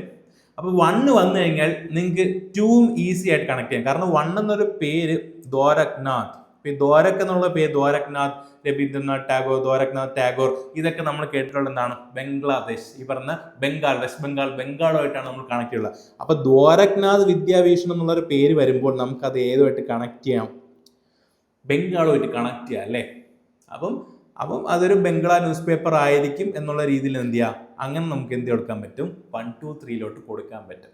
ഓക്കെ, അപ്പൊ ചിലപ്പോൾ നമ്മൾ ഇതുപോലത്തെ പേരിന്റെ ഒരു പ്രൊണൗൺസിയേഷൻ, ആ ഒരു പേരിന്റെ ഒരു ഒറിജിൻ വെച്ചിട്ട് നമുക്ക് പലപ്പോഴും ക്വസ്റ്റ്യൻസ് സോൾവ് ചെയ്യാൻ പറ്റും. കാരണം ദ്വാരക്നാഥ്, ഈ പറഞ്ഞ ബാനർജി, ചാറ്റർജി എന്നുള്ള നെയിമൊക്കെ നമ്മൾ കൂടുതലും ബംഗ്ലാ നെയിംസ് ആണ്. ഓക്കെ, അപ്പൊ ദ്വാരക്നാഥ് വിദ്യാഭൂഷൺ എന്നുള്ളൊരു പേര് എല്ലാ സ്റ്റേറ്റ്മെന്റിലും വരുന്നുണ്ട് അല്ലെ, എല്ലാ ഓപ്ഷനിലും എയിലും 1 വന്നു, ബിയിലും വന്നു, സിയിലും വന്നു. അപ്പോൾ 1 എന്തായാലും ശരിയാണ്. അപ്പോൾ 1 ശരിയാണെങ്കിൽ മോസ്റ്റ് പ്രോബബ്ലി അതൊരു ബംഗ്ലാ ന്യൂസ് പേപ്പർ ആയിരിക്കും എന്നുള്ള രീതിയിൽ 2 നിങ്ങൾ ശരിയായിട്ട് എടുത്തിട്ട് 1, 2, 3 ഇവിടെ കൊടുക്കുന്നു. ഓക്കെ, ഞാൻ ജസ്റ്റ് ഒരു അപ്രോച്ച് പറഞ്ഞതേ ഉള്ളൂ. ഓക്കെ, ദെൻ അത് കഴിഞ്ഞിട്ട് ഇന്ത്യൻ മിറർ നിങ്ങൾ നോക്കിയിരിക്കുക. ഫോർട്ട് നൈറ്റ്ലി പേപ്പർ കൊണ്ടുവന്ന് മൻമോഹൻ ഘോസ് ആണ്. പിന്നെ അതിൻ്റെ കേശവ് ചന്ദ്ര സിംഗ് അതിനെ കൺവേർട്ട് ചെയ്ത് ഡെയിലി ആക്കി. ജസ്റ്റ് ഇതൊക്കെ നോക്കിയിരുന്നാൽ മതി. ബംഗാളി കൊണ്ടുവന്ന ഇംഗ്ലീഷ് വീക്ക്ലി ആണ് ബൈ ഗിരീഷ് ചന്ദ്ര ഘോഷ്. കാരണം ബംഗാളി എന്ന് പേര് കേൾക്കുമ്പോൾ നമുക്കത് ഇംഗ്ലീഷ് വീക്ക്ലി ആയിട്ട് കണക്ട് ചെയ്യാൻ പറ്റില്ല. അങ്ങനെ കണക്ട് ചെയ്യാൻ പറ്റാത്തൊക്കെ നിങ്ങളൊന്ന് ഫോക്കസ് ചെയ്ത് എംഫസിസ് ചെയ്ത് പഠിക്കുക. ഓക്കെ, ദെൻ കേസരി ആൻഡ് മഹാരാട്ട വളരെ ഇമ്പോർട്ടൻ്റ് ആണ്. കാരണം അത് കൊണ്ടുവന്ന ലോക്മാന്യ തിലകാണ്. അതിൽ മഹാരാട്ട എന്ന് പറയുന്നത് ഇംഗ്ലീഷിലാണ് കൊണ്ടുവന്നത്, കേസരി മറാത്തിയിലും. അത് ഇമ്പോർട്ടൻ്റ് ആയിട്ട് മനസ്സിലാക്കുക. കാരണം നമ്മൾ ചിലപ്പോൾ വിചാരിക്കും മറട്ടയാണ് മറത്തി, ആ പേര് നമ്മൾ ചിലപ്പോൾ നമ്മൾ കണക്ട് ചെയ്യാൻ നോക്കുക. അങ്ങനെ കണക്ട് ചെയ്യരുത്. ഇവിടെ കേസരിയാണ് കുറച്ചുകൂടുതൽ ഒരു ഇന്ത്യൻ, കുറച്ചുകൂടി ഒരു ലോക്കൽ ഒരു ഇന്ത്യൻ നെയിം എന്ന് പറയുന്നത് എന്താണ്, കേസരിയാണ്. അപ്പൊ കേസരിയാണ് അവിടുത്തെ ലോക്കൽ ലാംഗ്വേജ് മറാത്തിയിൽ കൊണ്ടുവന്നിട്ടുള്ളത്. മറാഠ എന്ന് പറയുന്നത് ഇംഗ്ലീഷിലാണ് കൊണ്ടുവന്നിട്ടുള്ളത്. അതൊന്ന് കണക്ട് ചെയ്ത് പഠിക്കുക. ഓക്കെ, ദെൻ സ്വദേശമിത്രൻ കൊണ്ടുവന്നത് ഒരു തമിഴ് ലാംഗ്വേജ് ആണ് കൊണ്ടുവന്നിട്ടുള്ളത്. സുബ്രഹ്മണ്യ അയ്യറാണ്. സുബ്രഹ്മണ്യ അയ്യറാണ് എന്തും കൊണ്ടുവന്നത്, നേരത്തെ നമ്മൾ നോക്കിയില്ലായിരുന്നു, ഹിന്ദു കണ്ടില്ലേ? ഓക്കെ, സുബ്രഹ്മണ്യ അയ്യറാണ് എന്ത് കൊണ്ടുവന്നത്, ഹിന്ദു കൊണ്ടുവന്നത്. ഓക്കെ, ഹിന്ദു എന്തായിരുന്നു? ഹിന്ദു നമുക്ക് എല്ലാവർക്കും അറിയാം, ഒരു ഇംഗ്ലീഷ് ന്യൂസ് പേപ്പർ ആണ്. സോ ഹിന്ദു കൊണ്ടുവന്നതിന് ശേഷം പിന്നെ എന്ത് ചെയ്തു, ഒരു തമിഴ് ലാംഗ്വേജിൽ ഒരു പത്രം വേണം സുബ്രഹ്മണ്യ അയ്യറിന് തോന്നി. അങ്ങനെയാണ് സ്വദേശമിത്രൻ കൊണ്ടുവന്നത് സുബ്രഹ്മണ്യ അയ്യറാണ്. നിങ്ങൾ കണക്ട് ചെയ്ത് പഠിക്കുക. ഇതൊരു സിസ്റ്റർ പബ്ലിക്കേഷൻ ഓഫ് ഹിന്ദു തന്നെയാണ്. സോ സുബ്രഹ്മണ്യ അയ്യർ കൊണ്ടുവന്നതാണ് സ്വദേശമിത്രനും. അതുപോലെ തന്നെ ഹിന്ദുവും കൊണ്ടുവന്നത് ആരാണ്? സുബ്രഹ്മണ്യ അയ്യറാണ്. അത് കണക്ട് ചെയ്ത് പഠിക്കുക. ഓക്കെ, ദെൻ കാലുണ്ട്, സന്ധ്യ ഉണ്ട്. സന്ധ്യ എന്ന് പറയുമ്പോൾ ഒരു എക്സ്ട്രീമിസ്റ്റ് ഡെയിലി ആണ്. സ്റ്റാർട്ട് ചെയ്ത് ബ്രഹ്മാനന്ദ ഉപാധ്യായാണ്. Then Indian socialist Shyamji Krishnavarma London ആണ്. അപ്പോൾ ലണ്ടനിലുള്ള ഒട്ടുമിക്ക കാര്യങ്ങൾ നമുക്ക് കണക്ട് ചെയ്തിട്ട് ശ്യാംജി കൃഷ്ണവർമ്മയായിട്ട് നമുക്ക് കണക്ട് ചെയ്യാം. ഓക്കെ, അതുപോലെ തന്നെ ജർമ്മനിയിൽ ബങ്കിം ചന്ദ്ര ഉപാധ്യായ. നിങ്ങൾ ബാക്കി ഹിസ്റ്ററിയിൽ കണക്ട് ചെയ്യുന്ന കുറേ കാര്യങ്ങളുണ്ടല്ലോ, അത് വെച്ച് നിങ്ങൾക്ക് കണക്ട് ചെയ്യാം. ദെൻ വന്ദേ മാതരം കൊണ്ടുവന്ന ഇമ്പോർട്ടൻ്റ് ആണ്. ആരാണ് സ്റ്റാർട്ട് ചെയ്ത? ബിപിൻ ചന്ദ്ര പാലാണ്. അരവിന്ദോ ഘോഷ് അതിൽ എഡിറ്റ് ചെയ്തിട്ടുണ്ടായിരുന്നു. ഈ spread revolutionary ideas in Bengal, അത് നിങ്ങൾക്ക് കണക്ട് ചെയ്തൂടെ? കാരണം 1905 ആ ഒരു ടൈം പീരീഡ് കഴിഞ്ഞിട്ട് 1905 കൊണ്ടുവന്നതാണ്. അത് കഴിഞ്ഞിട്ട് ഈ പറഞ്ഞ സ്വദേശി മൂവ്മെന്റ് നിർത്തിയതിനു ശേഷമാണ് ഈ പറഞ്ഞ റെവല്യൂഷണറി ഐഡിയാസ് വരുന്നത്. അപ്പോൾ ഈ പറയുന്ന വന്ദേ മാതരം എന്ന് പറയുന്ന ഒരു ന്യൂസ് പേപ്പർ അല്ലെങ്കിൽ പ്രസ് റെവല്യൂഷണറി ഐഡിയാസ് സ്പ്രെഡ് ചെയ്തു എന്ന് പറഞ്ഞു കഴിഞ്ഞാൽ നമുക്കതിനെ കൗണ്ടർ ചെയ്യാൻ പറ്റത്തില്ല. മോസ്റ്റ് പ്രോബബ്ലി അത് ശരിയായിരിക്കും. ഓക്കെ, അതങ്ങനെ എടുക്കുക. ദെൻ യുഗന്ധർ സ്റ്റാർട്ട് ചെയ്ത ബരീന്ദ്രകുമാർ ഘോഷാണ്. ഇറ്റ് പ്രീസ്റ്റ് ഓപ്പൺ റിവോൾട്ട് ആണ്. റെവല്യൂഷണറി ടെററിസം പ്രൊമോട്ട് ചെയ്തു. അലിപ്പൂർ ബോംബ് കേസ് ഇതുമായിട്ട് റെഫർ ചെയ്തിട്ടുള്ളതാണ്. ഓക്കെ, അപ്പോൾ ഇതൊക്കെ നിങ്ങൾ എന്ത് ചെയ്യുക? യുഗന്ധർ എന്താണ് റെവല്യൂഷണറി ഫേസ് ആയിട്ട് കണക്ട് ചെയ്തിട്ടുള്ള ഒരു ന്യൂസ് പേപ്പർ ആണ്. ദെൻ അനിൽ ഹിലാൽ ഉണ്ട്. മൗലാന അബ്ദുൽ കലാം ആസാദിൻ്റെ ആണ്.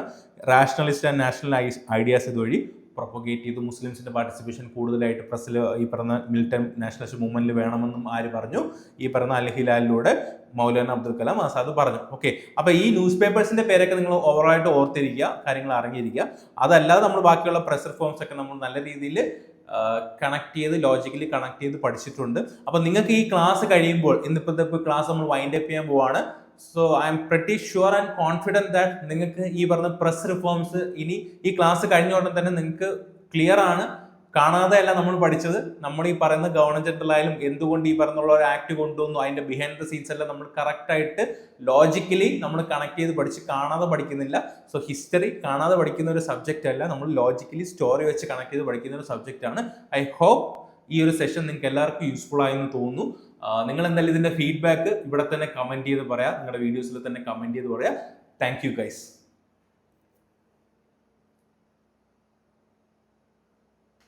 ഓക്കെ, ഞാൻ ജസ്റ്റ് ഒരു അപ്രോച്ച് പറഞ്ഞതേ ഉള്ളൂ. ഓക്കെ, അത് കഴിഞ്ഞിട്ട് ഇന്ത്യൻ മിറർ നിങ്ങൾ നോക്കിയിരിക്കുക. ഫോർട്ട് നൈറ്റ്ലി പേപ്പർ കൊണ്ടുവന്ന് മൻമോഹൻ ഘോസ് ആണ്. പിന്നെ അതിന്റെ കേശവ് ചന്ദ്ര സിംഗ് അതിനെ കൺവേർട്ട് ചെയ്ത് ഡെയിലി ആക്കി. ജസ്റ്റ് ഇതൊക്കെ നോക്കിയിരുന്നാൽ മതി. ബംഗാളി കൊണ്ടുവന്ന ഇംഗ്ലീഷ് വീക്ക്ലി ആണ് ബൈ ഗിരീഷ് ചന്ദ്ര ഘോഷ്. കാരണം ബംഗാളി എന്ന് പേര് കേൾക്കുമ്പോൾ നമുക്കത് ഇംഗ്ലീഷ് വീക്ക്ലി ആയിട്ട് കണക്ട് ചെയ്യാൻ പറ്റില്ല. അങ്ങനെ കണക്ട് ചെയ്യാൻ പറ്റാത്തൊക്കെ നിങ്ങളൊന്ന് ഫോക്കസ് ചെയ്ത് എംഫസിസ് ചെയ്ത് പഠിക്കുക. ഓക്കെ, ദെൻ കേസരി ആൻഡ് മഹാരാട്ട വളരെ ഇമ്പോർട്ടൻ്റ് ആണ്. കാരണം അത് കൊണ്ടുവന്ന ലോക്മാന്യ തിലകാണ്. അതിൽ മഹാരാട്ട എന്ന് പറയുന്നത് ഇംഗ്ലീഷിലാണ് കൊണ്ടുവന്നത്, കേസരി മറാത്തിയിലും. അത് ഇമ്പോർട്ടൻ്റ് ആയിട്ട് മനസ്സിലാക്കുക. കാരണം നമ്മൾ ചിലപ്പോൾ വിചാരിക്കും മറട്ടയാണ് മറത്തി, ആ പേര് നമ്മൾ കണക്ട് ചെയ്യാൻ നോക്കുക. അങ്ങനെ കണക്ട് ചെയ്യരുത്. ഇവിടെ കേസരിയാണ് കുറച്ചുകൂടുതൽ ഒരു ഇന്ത്യൻ, കുറച്ചുകൂടി ഒരു ലോക്കൽ, ഒരു ഇന്ത്യൻ നെയിം എന്ന് പറയുന്നത് എന്താണ്? കേസരിയാണ്. അപ്പൊ കേസരിയാണ് അവിടുത്തെ ലോക്കൽ ലാംഗ്വേജ് മറത്തിയിൽ കൊണ്ടുവന്നിട്ടുള്ളത്. മറട്ട എന്ന് പറയുന്നത് ഇംഗ്ലീഷിലാണ് കൊണ്ടുവന്നിട്ടുള്ളത്. അതൊന്ന് കണക്ട് ചെയ്ത് പഠിക്കുക. ഓക്കെ. ദെൻ സ്വദേശമിത്രൻ കൊണ്ടുവന്നത് ഒരു തമിഴ് ലാംഗ്വേജ് ആണ് കൊണ്ടുവന്നിട്ടുള്ളത്. സുബ്രഹ്മണ്യ അയ്യറാണ്. സുബ്രഹ്മണ്യ അയ്യറാണ് എന്തും കൊണ്ടുവന്നത്? നേരത്തെ നമ്മൾ നോക്കിയില്ലായിരുന്നു, ഹിന്ദു കണ്ടില്ലേ? ഓക്കെ, സുബ്രഹ്മണ്യ അയ്യറാണ് എന്ത് കൊണ്ടുവന്നത്? ഹിന്ദു കൊണ്ടുവന്നത്. ഓക്കെ, ഹിന്ദു എന്തായിരുന്നു? ഹിന്ദു നമുക്ക് എല്ലാവർക്കും അറിയാം, ഒരു ഇംഗ്ലീഷ് ന്യൂസ് പേപ്പർ ആണ്. സോ ഹിന്ദു കൊണ്ടുവന്നതിന് ശേഷം പിന്നെ എന്ത് ചെയ്തു? ഒരു തമിഴ് ലാംഗ്വേജിൽ ഒരു പത്രം വേണം സുബ്രഹ്മണ്യ അയ്യറിന് തോന്നി. അങ്ങനെയാണ് സ്വദേശമിത്രൻ കൊണ്ടുവന്നത് സുബ്രഹ്മണ്യ അയ്യറാണ്. നിങ്ങൾ കണക്ട് ചെയ്ത് പഠിക്കുക. ഇതൊരു സിസ്റ്റർ പബ്ലിക്കേഷൻ ഓഫ് ഹിന്ദു തന്നെയാണ്. സോ സുബ്രഹ്മണ്യ അയ്യർ കൊണ്ടുവന്നതാണ് സ്വദേശമിത്രനും, അതുപോലെ തന്നെ ഹിന്ദുവും കൊണ്ടുവന്നത് ആരാണ്? സുബ്രഹ്മണ്യ അയ്യറാണ്. അത് കണക്ട് ചെയ്ത് പഠിക്കുക. ഓക്കെ.